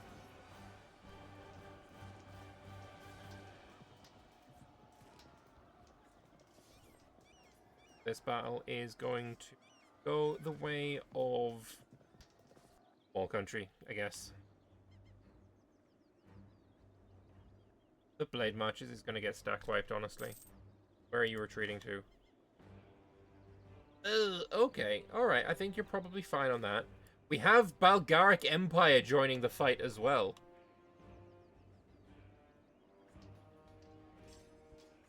This is a strange one. This is really a strange one, because while I'm saying, yes, the Blade Marches is really screwed because they're completely surrounded, so are these guys. But they're also winning. They have the advantage. They have the momentum in the Blade Marches. Riveria should get just completely fucked. But it seems like there is a bit of a hesitancy on the small country's part to actually go in on Riveria. The Reach is currently sitting in Arbor and probably trying to go after Anbennar, which I think is probably the most vulnerable. It's the smallest in the amount of provinces it has. It'd be the easiest to get it to 100%, but also there's quite a lot of Nyang Arrow troops here now. I feel like what we're seeing here is maybe a little bit of a misplay by Blade Marches. When they declared the war, it probably felt all fine and dandy and everything's going to go really well. But they didn't really position their friends in the right places. And also, wait, Kugdir is also in this war. This is a completely separate war that Belgaric Empire has fired, maybe? What is this war? Belgaric war against the evil of Arinyonia. So yeah, it is a separate war that they've declared, and they've brought in Kugdir. So the sides are getting a little confused, right? Blade Marches doesn't look like Kugdir is helping them, but they are. Hosted Greed is not relevant. The Reach is in Usla, Pashane, and Carnator. Carnator is in. Carnator is in the war. They have gone in on Magisterium. So, yeah, this is becoming quite a significant thing. Magisterium is going to try and break Carnator off here. If they manage to win the battle, and they probably will with those generals, then this army is dead, right? You bring the fleet out for just a mere moment while these guys are retreating. They're forced to fight again, and they get stack wiped. You just need to win the battle. Like, that's the most important thing, is you win the battle. You win the battle, it's a stack wipe. If you don't win the battle, you lose. And we have so many troops coming. It's, yeah, this is a Carnator stack wipe. This is 100% a Carnator stack wipe. This is early. This is early, and... oh, 15 heavies. Okay, this is not a good battle. But it will probably last long enough, as long as you don't blow it. No, you lost the battle, and now they're able to retreat. No, why did you bring it out so early? If the fleet retreats before this, and they have done, this army survives. And you retreated after the monthly tick as well. This army is now going to survive. If you'd retreated just before the monthly tick, got the tick of morale, then come in to fight again, you would have done it. Wanted to stop Carnator reinforcements? Sure, but when you've got Silverforge reinforcing you with basically 100,000, it does not matter. Now take the fleet out. Take the fleet out. Try. It's worth it. It's worth it. It's 40,000. It's 40,000. You should... okay. Okay. This you can kill this, right? You'll get a monthly tick before these guys retreat. Probably. That Counter-Star stack marching in was bad. True. Magisterium's fucking over here. Wait, did they just outsource the defense of their country and fail?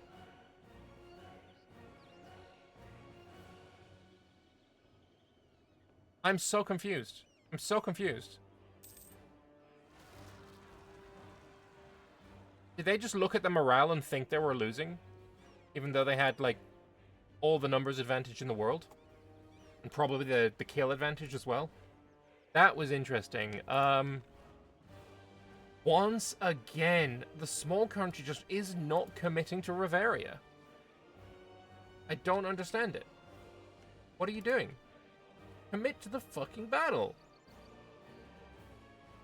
Are you trying to stay friends with him or something? He bloody attacked you. Punish him for it. What do you think this 27,000... Oh, am I looking at the player map mode? I am. And, oh my god, he sieged it in seconds. And now he's retreating off it. So now you go in and you do the same fucking thing. Yes? Oh my god. This is going to be the most transferred bloody siege in all of history. July 55, occupied by small country. November 55, liberated. 56, August, occupied by small country, and then it was liberated again. Are they just trolling at this point? Does CANNOR have a war wizard? That is something we can check. Eventually, when we've finished. Where is the Laskan Union, and who are they fighting against? Laskan, I think they are Forbidden Plain. Think. We will check.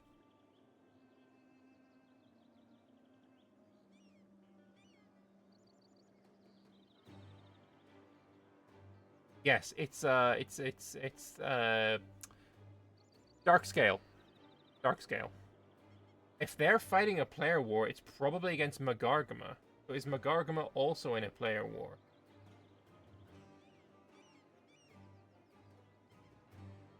No, they're not. Okay.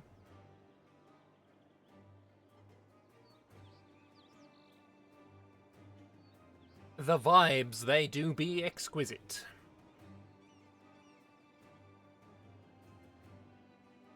They joined the CANNOR Thunderdome. I believe they were allied with Bulgaric Empire, so maybe that is actually what's happening.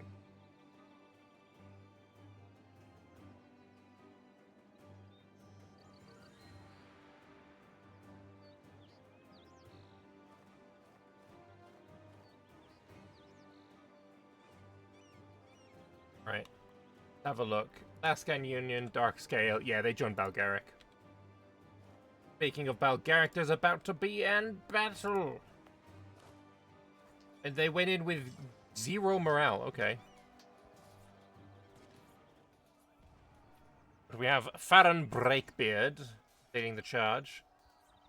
But Hydra versus RuneScape. Oblivion versus RuneScape. Who is your favorite? Sorry. Copyright-friendly RuneScape versus copyright-friendly Oblivion. Let's go with that. I think.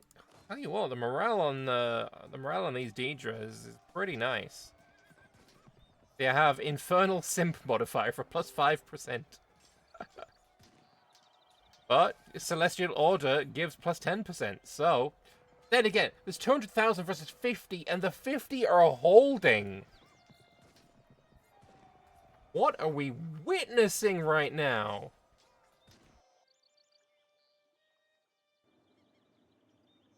What in the fuck was that? Bulgarian Empire also being invaded by the goblins, so it looks like maybe they're finished with Blade Marches. Blade March is also finished with Silverforge. So Blade March is actually pieced out with Riveria to stop Silverforge from murderizing them, and they lost no land to them either. Though I'm not sure how much that matters, considering the Blade Marches currently, well, they still have 100,000 troops. I just don't know. Oh, they're all up here. Okay, how the fuck they get up there? That is a walk that they have done. They go in with their crap ruler before their good one. No, I think. I mean, there's cannons. No, where are the cannons in the back row? Please. I beg of people to learn that a full back row of cannons is a good thing to have. The concepts, they are quite simple. But yeah, this is a pretty strong Yawing Arrow, and that's not even. Yeah. You only have full front rows of cannons? Okay, below Ozero, if you say so. Wait, Manerd got... My halfling in Christ, what? Why are you allowing this? You are so much stronger. Although, are you, like, going well into... Yeah, oh, yeah, no, I see what's happened. Bavaria doesn't have any loans. I feel like that's a lie. How the fuck they get 10k? Who gave them 10k? But either way, he's got 10k and he's using it by going double over force limit. And my guy, if you have 6 available artificers, you build those 6 available artificers. They are just that good. Meanwhile, he's got a battle going here. Choose a committal path and go for it. Letting him take these forts would be bad, but I mean, he's on 3 different forts and you are basically paralyzed with indecision. And you're going to lose all 3. Well, you're probably going to keep this one, but these forts are going to lose while you can't decide whether you want to reinforce or not. So I guess if you win this battle, then you're going to be able to, you know, take back these forts with quick assaults. I wonder, is Riveri going to abandon the siege in order to back up the fight? I feel like he might have to if he wants to win. But it might be too late. If you're going to do it, you're going to have to move right now. Yeah, look at this small country. He's decided we're going to win, so we're going here. Yeah, you ran away, but it's too late. It's too late. You should have run away to reinforce.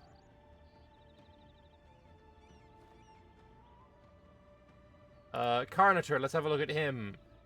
He's about to get completely fucked by rebels. How are you losing rebels? And also, didn't you come from up here? Are you now completely trapped? Has Carnator done you a dirty? Carnator's gonna absolutely ruin your face now. I don't know why he's waiting for this. He should merge everything, attack you. You are stuck in his land. You are going to get stack wiped if Carnator realizes. Because I feel like it was this. Was this recently deoccupied? Yeah, it was liberated March 57, which is literally this month. You're trapped. You're dead. Take your troops, attack it while it's on low morale. I don't understand why the wait. Please, somebody help me understand why the fuck they're waiting. He's on low morale. Take your troops.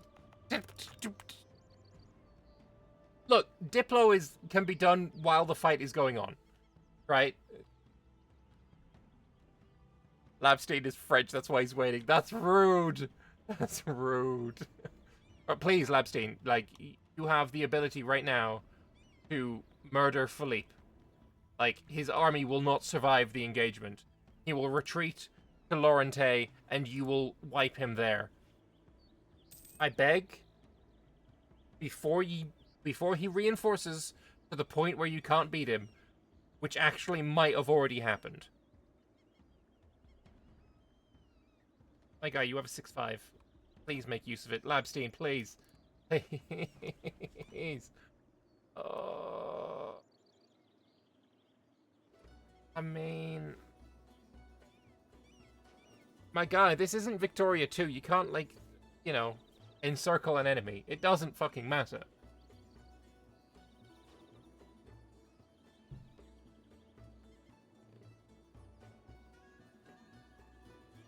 Like... You just take this army and attack here. Gonna be at full fucking morale. Gonna be at full morale. My guy! My guy! Yeah, he is just standing there menacingly. Like, come on.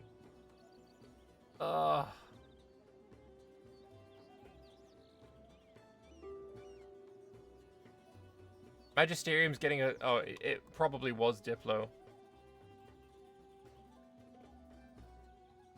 I mean, if he declines, then maybe his army dies. Because it is completely isolated, right? Like, you can't be here and expect a W, right? It's just not going to happen. This is not the Czech Legion, right? You can't do this. You don't have naval supremacy. You don't have a... I don't even know how they fucking got here. I'm not gonna lie. That is something I do not understand. But yeah, Philippe, this is called overextension. You know, we might have this as a mechanic called overextension, but this is called gameplay overextension. You are going to lose. They walked? Sure, but how the fuck did they walk there? Right? They never sieged Ordoin. The last time this was sieged was fucking 50 years ago. They never sieged Ordoin. They never managed to get to Tooth's End, even. They sieged this, they lost a battle, and fucked off back here. How the fuck did they get here? They're enemies with small cunt. I would love to know. Look, I imagine they probably use their legs, but they also use those legs to stand on magic carpets and fucking teleport over here. Like, this is not... It's not a legitimate marching order. It didn't happen legitimately. I don't understand it. There was so much promise for the Balgaric Empire. There's like, yes, we're gonna come in, save the day. We've got Gavin Greg, we've got Kugdir, we've got the bloody kobolds. We're gonna march in. We're gonna slap some evil guys. And then the Eyeing Arrow just came in and said no. Honestly, at this point, it would not be a surprise to me if we see Blade Marches 100%ed. Unless these are two different wars, right? But I don't think they are. All of these occupations are coming from the same war. Because that Riverian conquest, they... Wait, no. Yeah, they're all in one war. They're going to get 100%ed. There's what? A non-fort province. 2, 3, 4, 5, 6, 7, 8, 9, 10 non-fort provinces. And then you have been fully occupied. It is exceptional levels of Jover. Oh my god, you... My guy. This is Magisterium's End, right? He tried to break out. Steiner is not surviving. It's Jover. He's now going to retreat to Castile.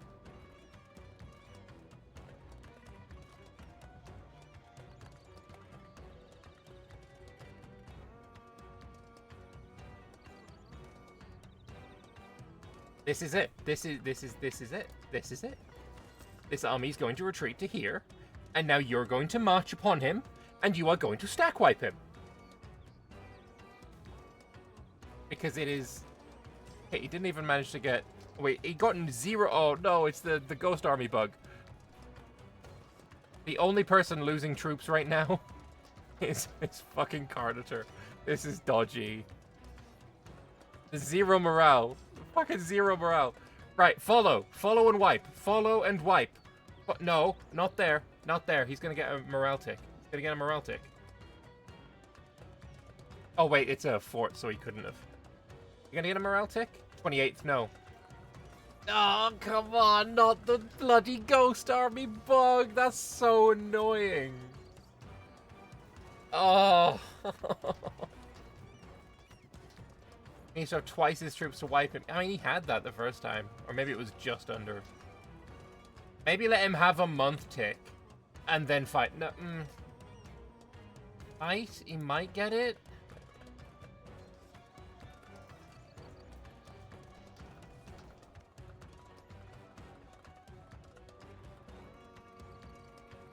Can't wait enemy army if they don't show up to battle. True. Can't stack wipe them. They're going on to another fort. Wait, that one can get stack wipe. Stack wipe half. Stack wipe half. Get him. Get him. That you do. I guess you technically have double, but they got a morale tick. Surely this gets stack wiped.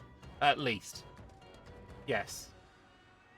Alright, we have dealt with a small portion of the enemy army. What do we got next for you on your... Deads. Oh, no, stack wiped. Stack wiped. We saw it. We just saw it. It's gone. You overextended and you lost. Blade Marches, how are you looking?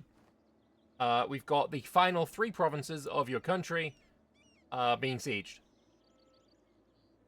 I do not believe you have anything else. This is, in fact, it. So, what we're going to end up seeing is everyone on your side of this war is now going to be freed up to fight literally everyone else that is at war with them. And Aranyonya and Nyang Arrow of Doltunga are going to turn around and quite quickly murderize the Balgaric Empire. Oh, I think it's like a year after this is fully occupied. Do you actually have any troops, I wonder? You still have about 50,000. But those 50,000 are not going to save you. Any other player wars in the rest of the world? No.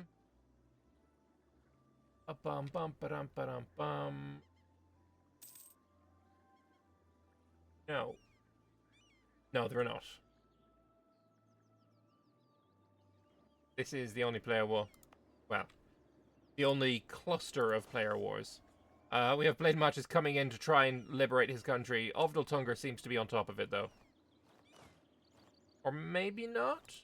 Maybe he's just going to go around and, like, steal all the money here. I imagine there's probably quite a bit. Yeah, look at that. Devastation-wise, it's not looking so hot, really, if you're a Blade Marches enjoyer. Going to Count's Bridge. Rent Condottieri from the Golden Dragon Empire. Oh, it's just a vision, like, a vision. I mean, going in for a battle when you haven't even taken a province, I feel like this might be the end of the Blade Marches. There is nowhere for them to retreat to. Unless they're going to retreat all the way back up into Silverforge, but I don't know. I can't see it happening. Ibavar is coming in to put the nail in the coffin, you know? They're going all the way.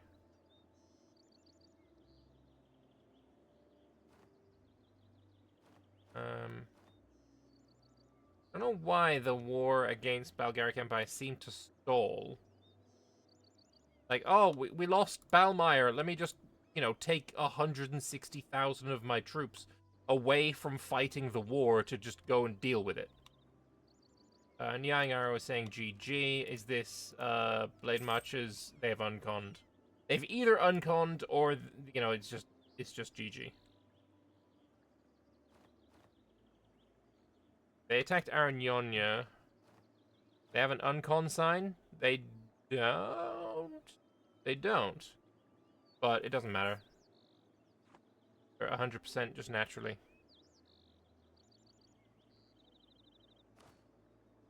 I don't actually think he has uncon because there's no more exhaustion uncon symbol.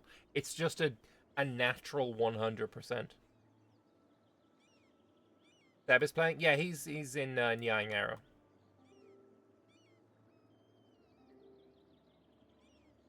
Yep, and Seb realized.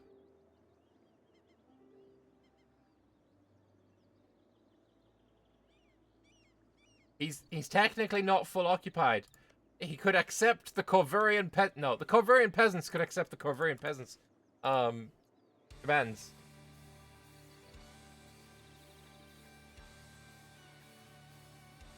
New fumble for kobolds on Bitbucket. I don't know if this is purely for the DevClash or not. I know the dark scale kobolds do have a formable, but I definitely don't think it was called Laskan Union.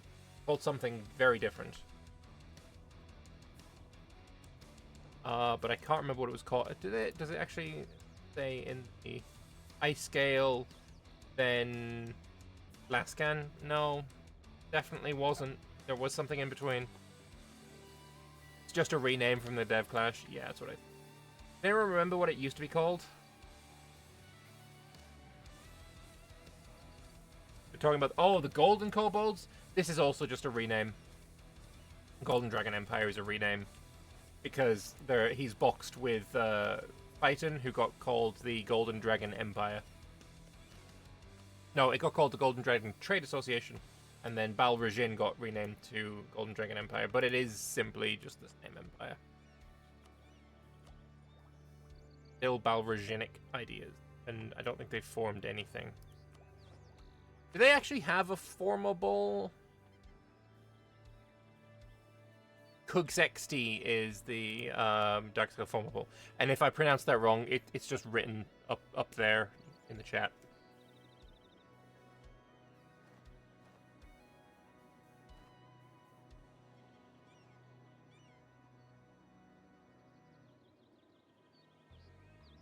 I guess they're just trying to wait until they can peace out, like they're deciding what to take or something. Honestly, Seb should just, like, transfer all these occupations to Aranyonya, and that would make things go much faster.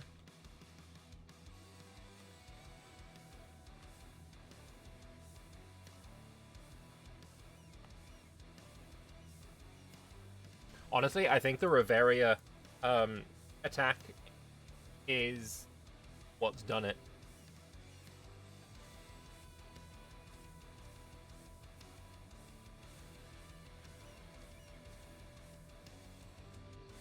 Oh, there we go. Oh, Seb, man, learn how shift click works. Oh wait, he can't do this one because it's occupied by rebels.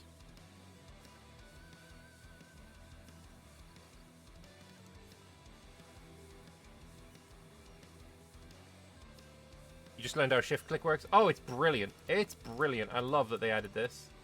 It was in the DLC before this one. Is Corveria free? No, they're not. And they didn't even manage to take all... What did they even take? They lost 5 provinces. 5 provinces? Holy, you got off easy.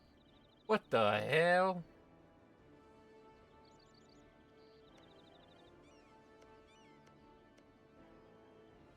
They got off so easy.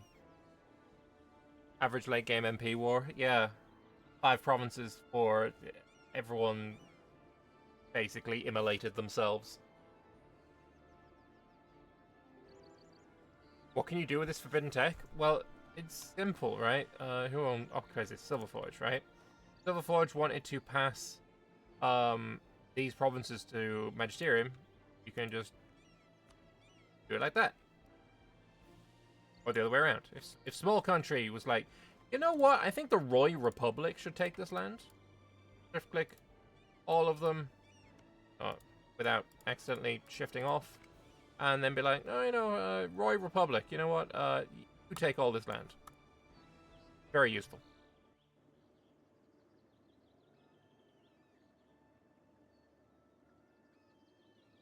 CANNOR is going to get bodied by Infernal Host with all these wars weakening them. Truth and fact, actually. Also, why are we still paused? The peace was made.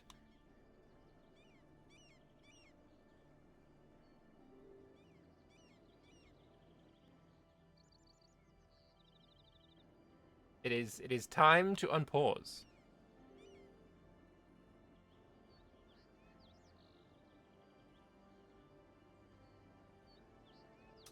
How about some of that unpausing, eh? Quite nice if a little bit of unpause was to happen.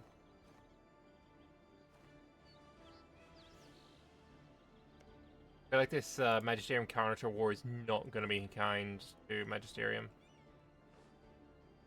We're now going to go and occupy Moon Isle. I feel like they probably could. They probably have the strength. Cross. Whether Carnotaur knows it or not, probably or not. They have the boats to have vision on every province other than Dame's-Ear. Just go and do that. Hater fell asleep. He went for a cigarette break. Almost certainly. But yeah, there's enough troops here to march on the non-fortified province of Auraire. Like, and because it's a great place for a fort. Absolutely fantastic. But you're basically giving up the crossing. They will no longer get a crossing penalty. And, I mean, sure, you have 67,000 troops, but Carnage can just bring everything.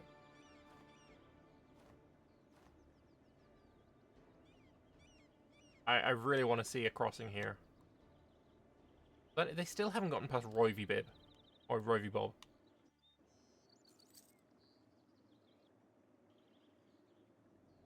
And honestly, there could, if they went and navally invaded this side of the crossing... Yeah, no, they'd probably lose, never mind. I wonder, is Silverforge going to help? Where is Silverforge's armies? They're up here? Okay, that's some fucking danger right there. That is you getting a little bit too big for your britches.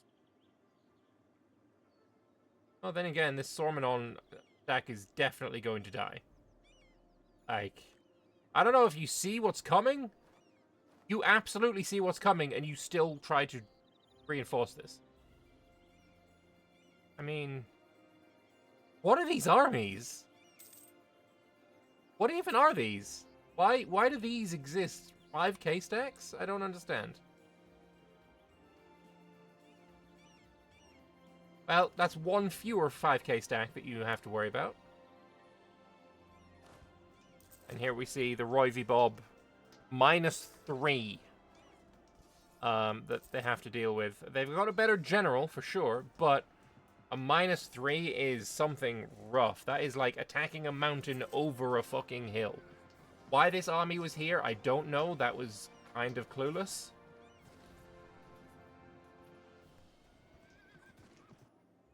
Yeah, get out of here. Literally just retreat it. Like, I don't know. Still no attempt by Carnage to invade Magisterium. Unfortunate. Sormenon has now got superior units. What do they have? Better cannons. I recommend going with small cast iron cannons because the defensive shock pips and this defensive morale pip is way better than... small is better than big. Just a fact.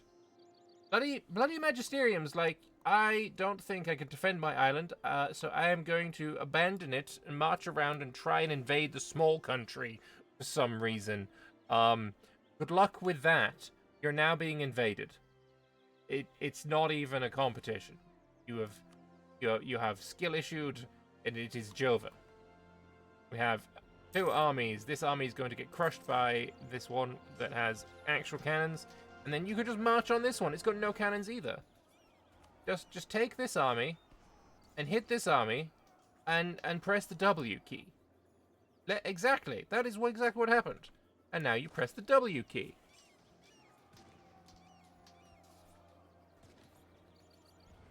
When you are a nation that lives on an island, you better be damn sure that you either have naval supremacy or you fucking defend your island. Magisterium chose to do neither, and therefore Magisterium is going to get their island completely occupied.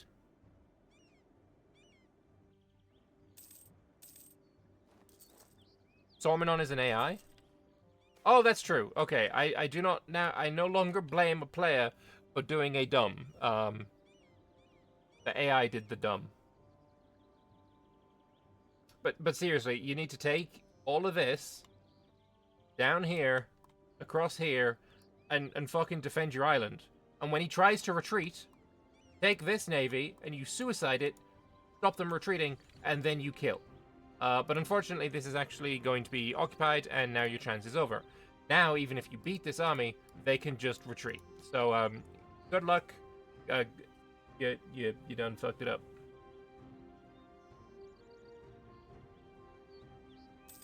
Lambert POV for Wednesday? Yo, please. Stop. I'm actually looking forward to Wednesday. Even if I lose, there's going to be such an insane amount of casualties and murder and... Actually, can you murder something that's already dead? I feel like that's not the case. I feel like you can't really do that. We're going to be laying to rest quite a few bitches who should have been dead quite a few long time ago.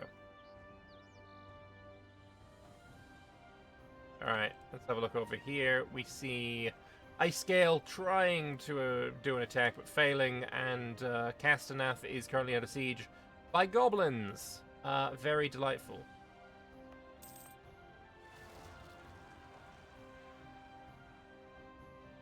Don't see this one lasting very long. Oh, huge attack coming in, poorly timed with reinforcements and such, and also no shift consolidating on any of the armies that went in, so the early fight, the early phases are all going to go Nyang Arrow's way. But we'll see if there is any fight in them to be able to actually win this. I think the Nyang Arrow player is trying to make sure that Silverdox is sieged before he goes in and reinforces. Whether he even fucking needs to reinforce is questionable. The 7-shock War Wizard from Ronbenya, so unbelievably unnecessary, but hey, it's there. Yeah, Seb's built quite a powerful nation. Kind of, you know, much better quality than his enemies. Let's actually go and check out. What has he done? What has he done? Excuse me, we know defensive and... Oh, he took infrastructure. Okay. Defensive infrastructure. So defensive means he's taking less casualties and they have shock damage resistance. Nope, that's a Sebinar thing. He's got the morale of armies. I don't really know what he's got here that's really giving him so much of a boost in power. I'm not gonna lie. Neither of these are helping him. He's just good. Is it the fact that he's got a bunch of artificers? He's got 46 of those dudes. And he's well over his force limit. I wish I could see his inventions. Maybe I can actually if we go in here. So he's got portable turrets, siege ability. He's got spark drive rifles for... I can't even remember. It's 20% fire damage, I think. Artificer Exo arms. I don't recall. I don't recall what you get from this. It's not saying here. Morale damage from the vorpal bullets. Prototype tanks he's got enabled for +2 cavalry fire. Okay. Magic missile deployer for the shock damage received. And Thunderfist has just gained Wish. 0.2 fire. Nice. And yeah, there's probably some ICA in there as well. But he's got some pretty decent artifice inventions on. Oh, that's cool. I didn't know that this diggable hold thing was on there. Nice. Silverdox has fallen. Yeah, it won't be long until Balgaric Empire is dead, really. Does the Reach have a truce with them? He does. He can't be called in then. Anything from manpower here? That would be pretty useful for you. Ability and manpower recovery speed, maybe. Let's go and have a look at Reveria, who... I don't know how they're still in this. Like, this should not be as close as it is. But, I don't know if they're doing it, so... Chrono has paused for Henri. Who's Chrono playing as? Oh, he's playing as a Balgaric. Maybe this is for negotiations. He's been given a peace offer. 4 provinces, that's not terrible. Western Way, Humax Rest. Blades Keep and Iontras.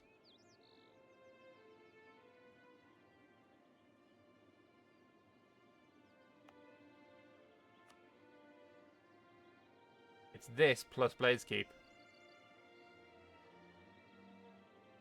Interesting. He basically wants a penis.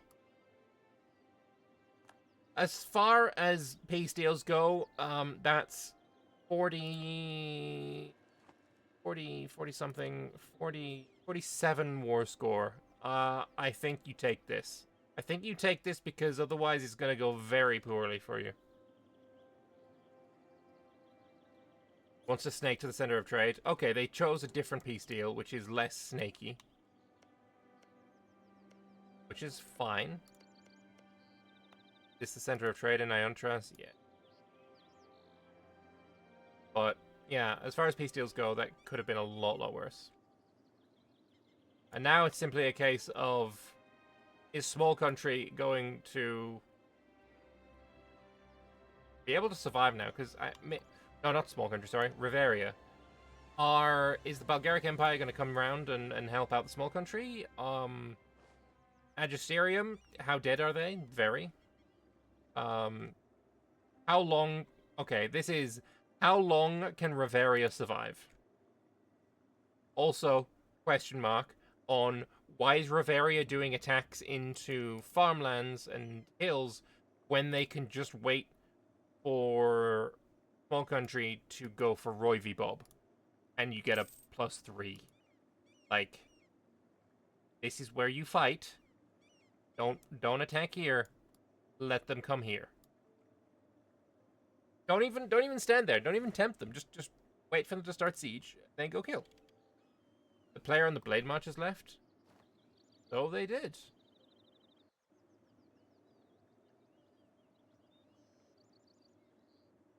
Over the Artificer unit. That's a good idea. Shock damage received, land fire damage, extra ICA, extra infantry fire. Like I say, Artificers are very strong nowadays. And Rombenia is giving a huge army plus War Wizard to Riveria.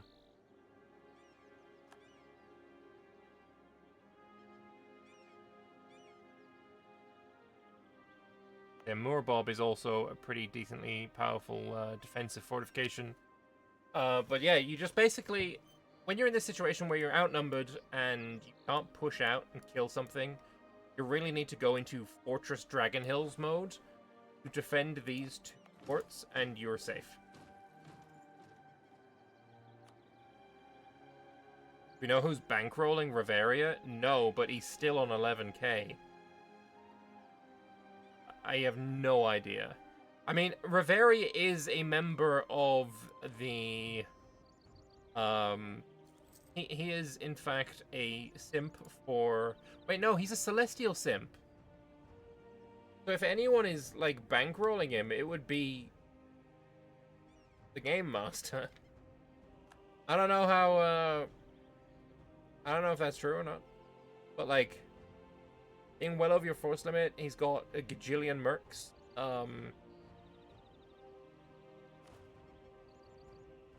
122 mercenary regiments. Out of his force limit is 126. Okay.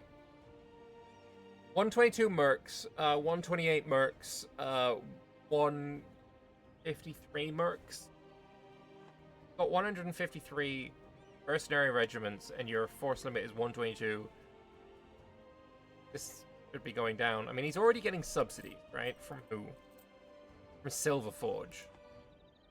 But that's not it. There's gotta be more. There's gotta be gifts coming. Maybe we stay on Riveria and we see what happens to his income.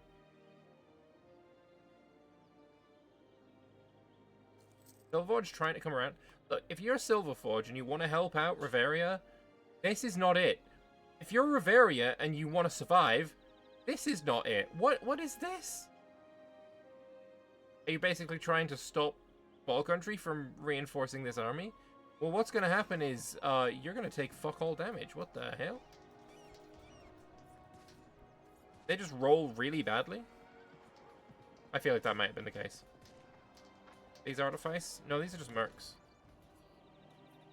Yeah, just retreat to Roy v. Bob. Small country, how about you march around here? Rombenia is unblack flagged. He's now got a 7 shock War Wizard on his side. And small country is none the wiser. What's Silverforge's income like? It's pretty healthy. 331 is actually kind of nice. Good trade, good production. Pretty nice. Gone with mage shields for the fort defense as well.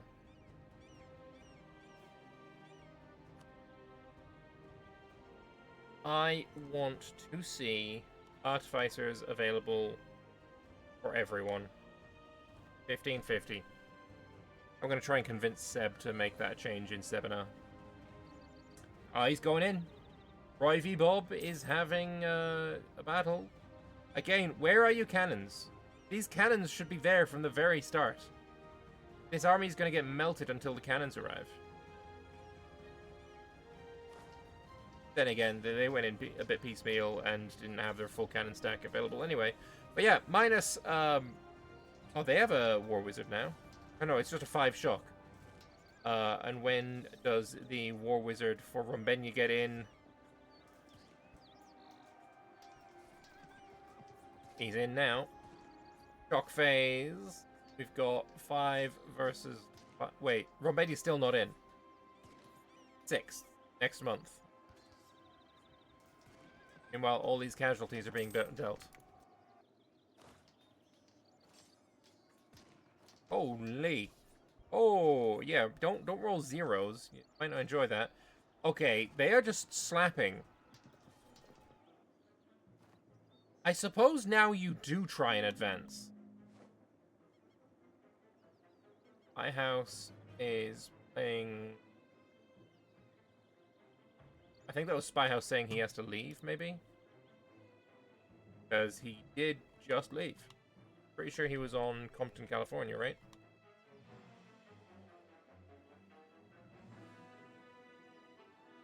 Yep, and the advance has started.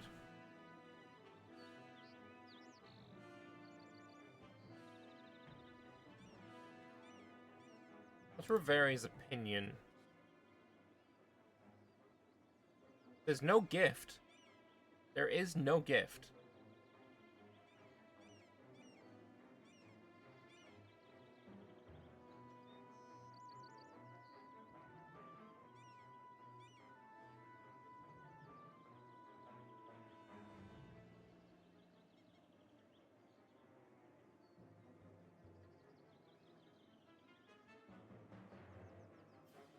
Oh boy, this is a slow join.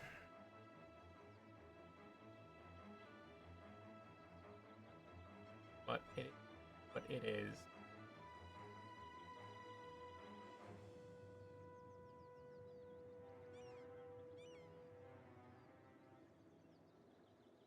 You know what I see? I see Riveria in a channel with Rumbenya, obviously, because they're coordinating, and Wagensu. Is Riveria being bankrolled by Wagensu?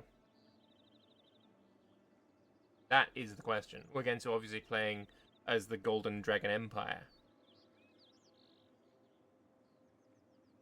See, we'll see.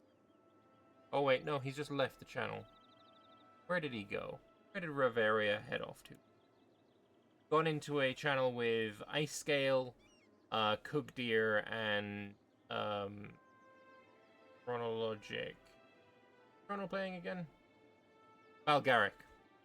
Maybe it was just a bit of diplomacy.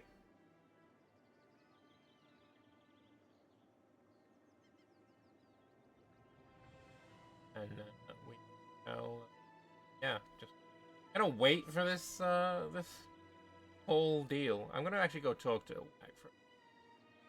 Right.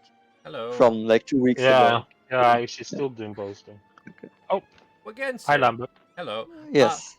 Have you been bankrolling Riveria by any chance? We have discussed it with multiple people, right? 2 weeks ago, actually, we have multiple deals going on with people in CANNOR. 3 to be precise. The Maria might be one of them. Yeah, because at the start of the war, he was on 11,000 ducats, and he's been losing about 130 ducats pretty consistently at the very start of the war, and he's currently on like 10,900 ducats. Yeah.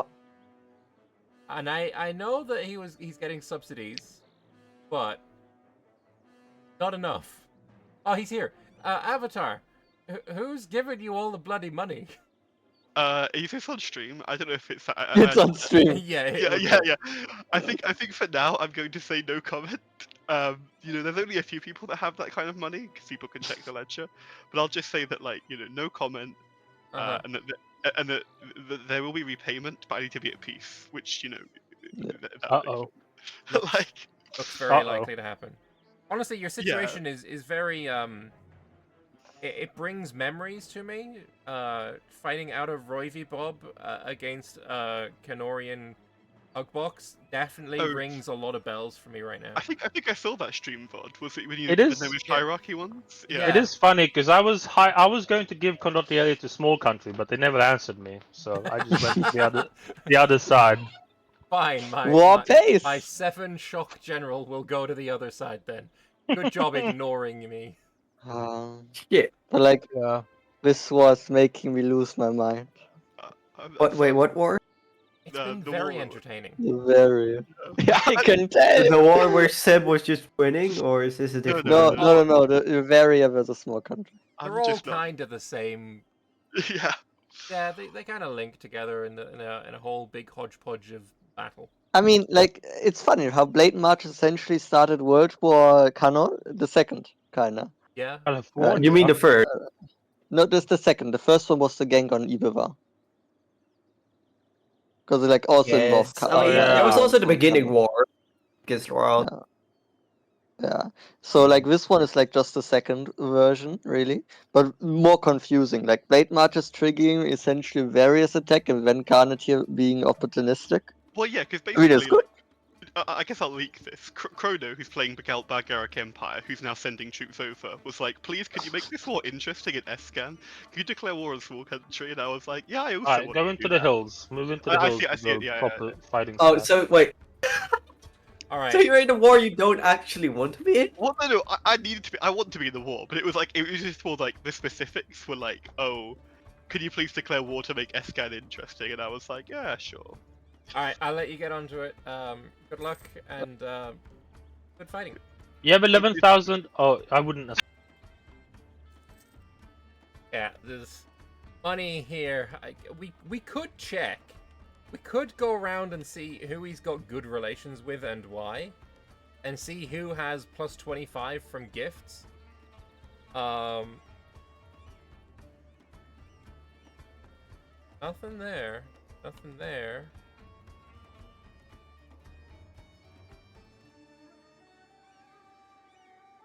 I don't know.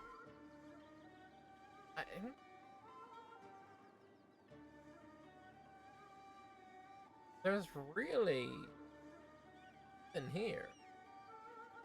Wait, it's the other way around. It's the other way around. Receiving subsidies isn't gifts. So let's have a look. We click on Phaeton. Sent gift plus 25. Yep. We see it. It's Phaeton. It's Phaeton that's giving him money.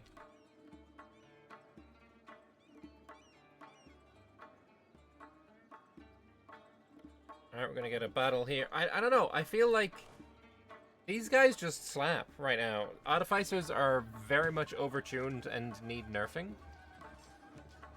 But it also doesn't help when you go in without a full back row of cannons. Like, that's not... it doesn't particularly inspire confidence in how many stars you would receive as a general. And then, yeah, they just get melted. And the reinforcements are coming in, sure, but the cannons are now all gone. Extra cannons are going to come in, but it literally doesn't matter. The oomph in your attack has been completely blunted. Doesn't help to roll zeros. That is true. That is, in fact, a fact. But at the same time, there's some horrible overstacking going on from both sides, I will say. But yeah, morale seems to be very much on small country side, but casualties here are so one-sided.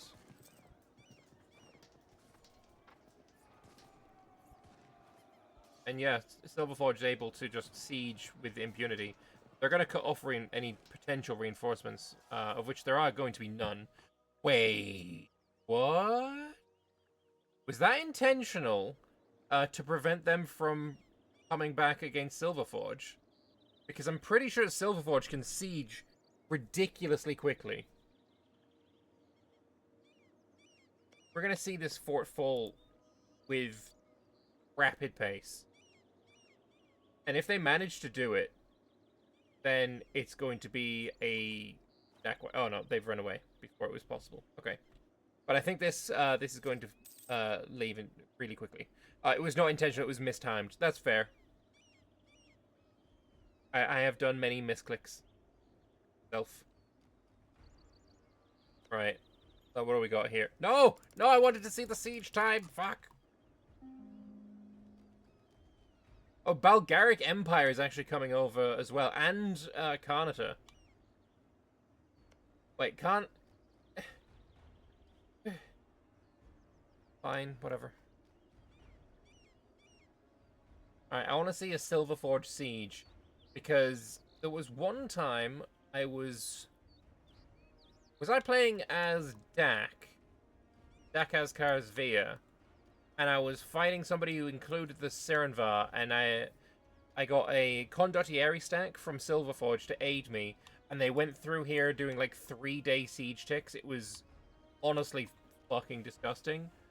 And I don't know, maybe we're gonna see that? Let's have a look. Silverforge, what is your siege ability? Plus 53%. It's not quite as high as I've seen, but it's still pretty good.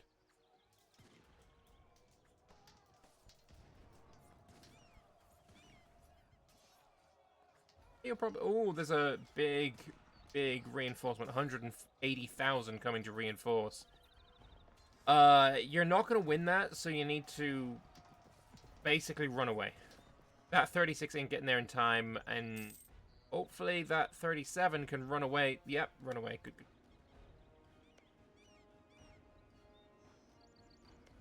What we got here? 32-day siege tick. You got to get some Silver Forging on that. Silver Forge with inoffensive espionage is quite goated. We got here quality, occult, economic. So Inno with, what is it? Inno offensive. Where do we? No offensive.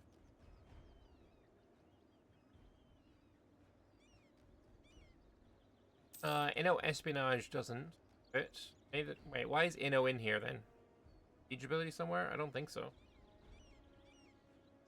Oh yeah, no, Inno offensive is siege ability plus 10% and later siege. Okay. Then offensive has 20% siege ability. And then offensive espionage is somewhere for 25 spy network construction.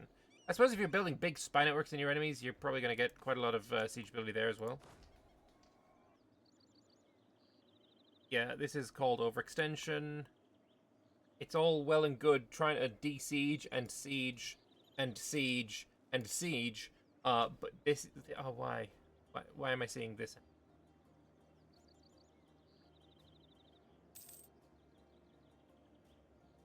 Pick a fort. You don't have the troop number advantage to be able to siege 7 forts at the same time. Pick a fort, focus it. That's it. That's what you gotta do.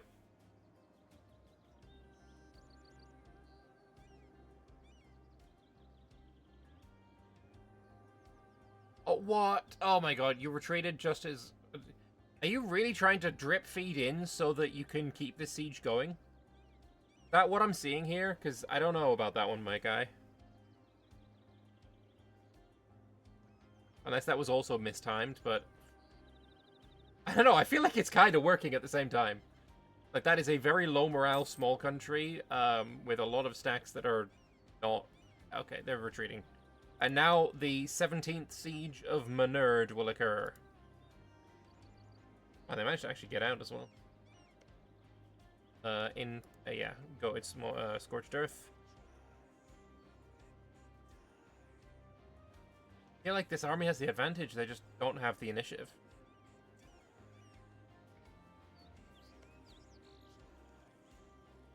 17th Siege of Menard. How it goes.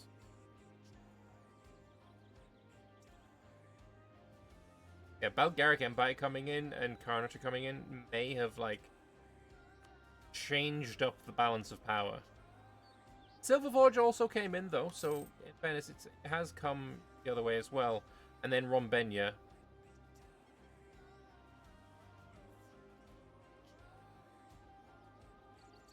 Yeah, having a full cannon back row. As well, dwarves get something really nice for their cannons. Dwarven military, artillery damage from back row plus 20%. So you definitely want dwarven cannons in your back row. Because they do, in fact, slap pretty hard. There you go, you're trying to get them both in at the same time. Okay. I think this is going to be a really big walkover for the, I don't know, Forces of Grey.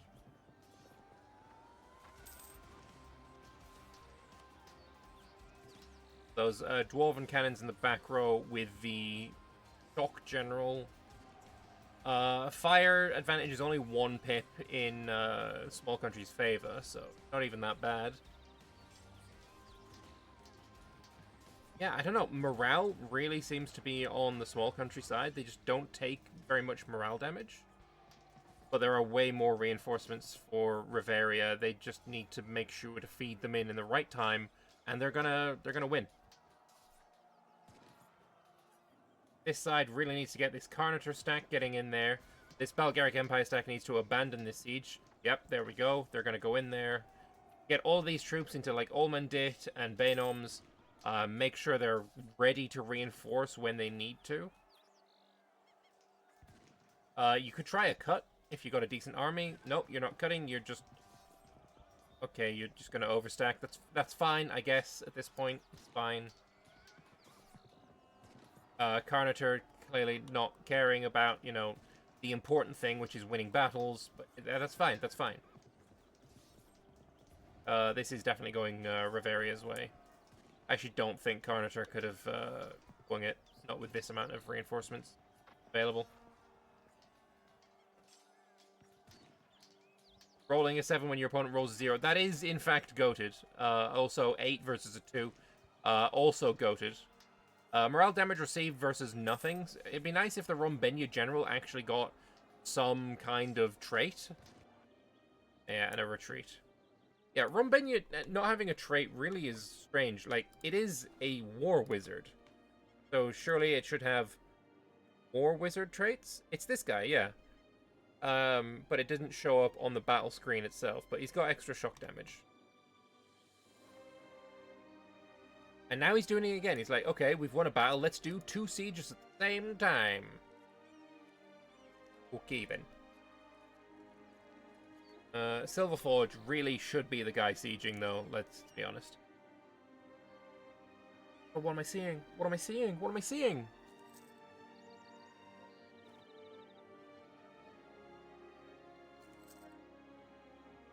Why would you, as high-functioning, intelligent individual, spend money upgrading Aelkanda to level 2, giving you defensiveness near the prestige,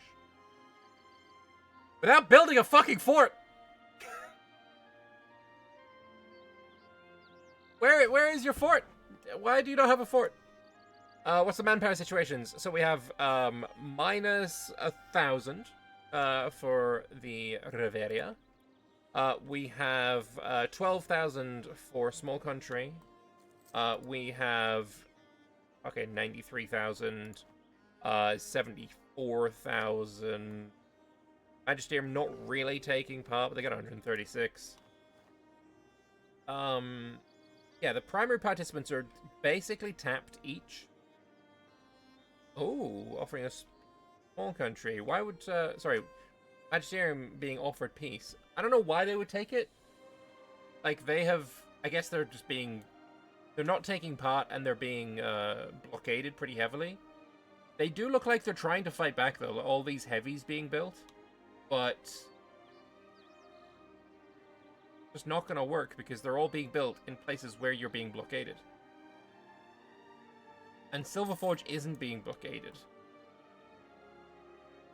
Oh my god.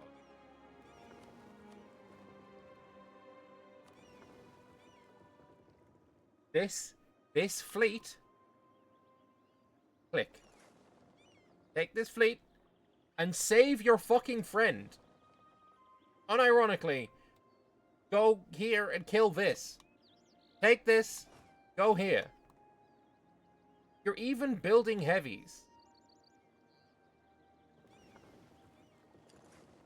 Come on. Oh, here we go. Hang on. Let me click this. Let me see this. 33-day siege ticks. Because local defensiveness here is really high for some reason. Defensive edict, expanded infrastructure. He's got Balgar as his Gaji. He's got a bit of revanchism going on as well.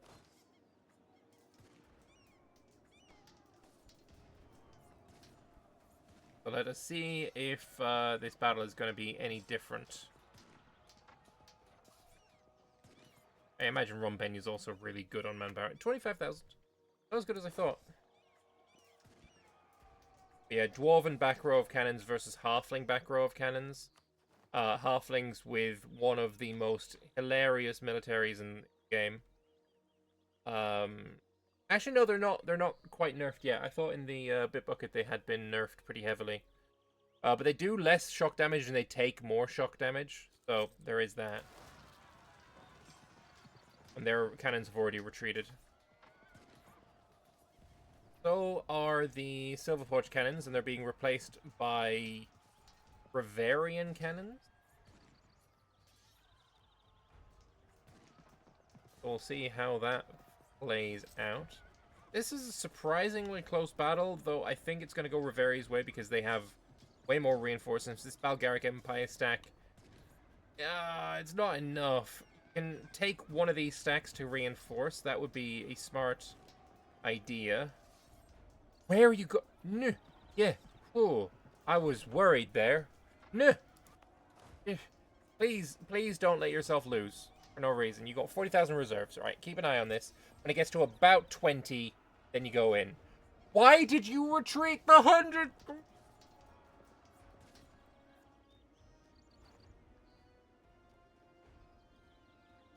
I know exactly what happened. He box selected. He selected this army and this army at the same time. So when he selected this army to click here, to move it, the rest of his army saw, oh, there's a movement order. Let me retreat.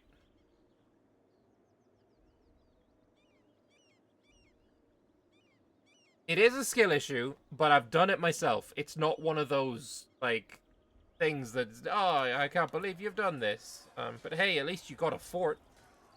You lost a battle that you really should have won, but hey, at least you temporarily occupied a fort that you will absolutely not be able to hold on to.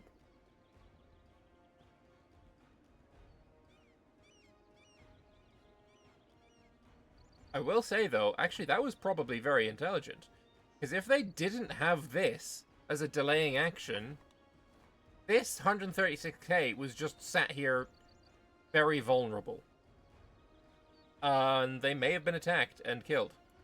So actually, that was probably a really intelligent idea. It shouldn't have been necessary. And your ally is now going to die. Because, I don't know, reasons. Oh, he's moving. He's moving. Let's go. Let's go. It's too fucking late, but let's go. He's abandoning the island. Okay.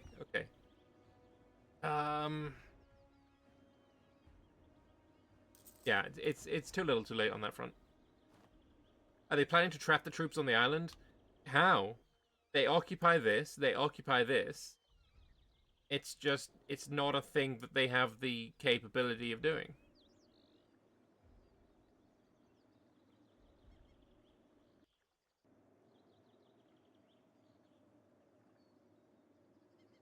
But unless this battle ends before the end of the year, I'm actually not going to be able to witness the end of it because I have to leave in like 5 minutes. What is this? What is this suicide? Did you not want to be in CANNOR anymore?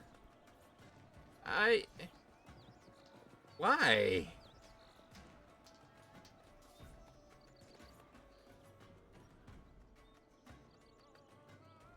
Was it literally just to stop him getting a month tick of morale? I don't know. I don't get it.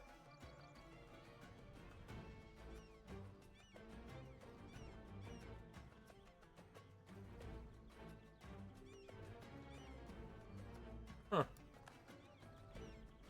Magi is small country. Maybe they're doing a peace deal. Alright, Riveria is coming with its heavy fleet.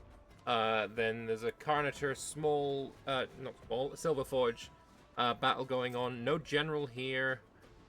Equal combat width, though. Why, having a general but no maneuver is hope. And then here, 40 versus 50 for Carnator. But it's 50 without any good ships whatsoever. So, Carnator's going to lose that. They're going to reinforce here. Wait, did Carnator retreat into this? No, they didn't. Small country is fighting there. They're going to lose those ships. Yeah, finally, the naval superiority goes to the Riverian side. But, like, they lost their whole frickin' island. So, it's like... too late. Like, this fleet should have been stationed here from very early.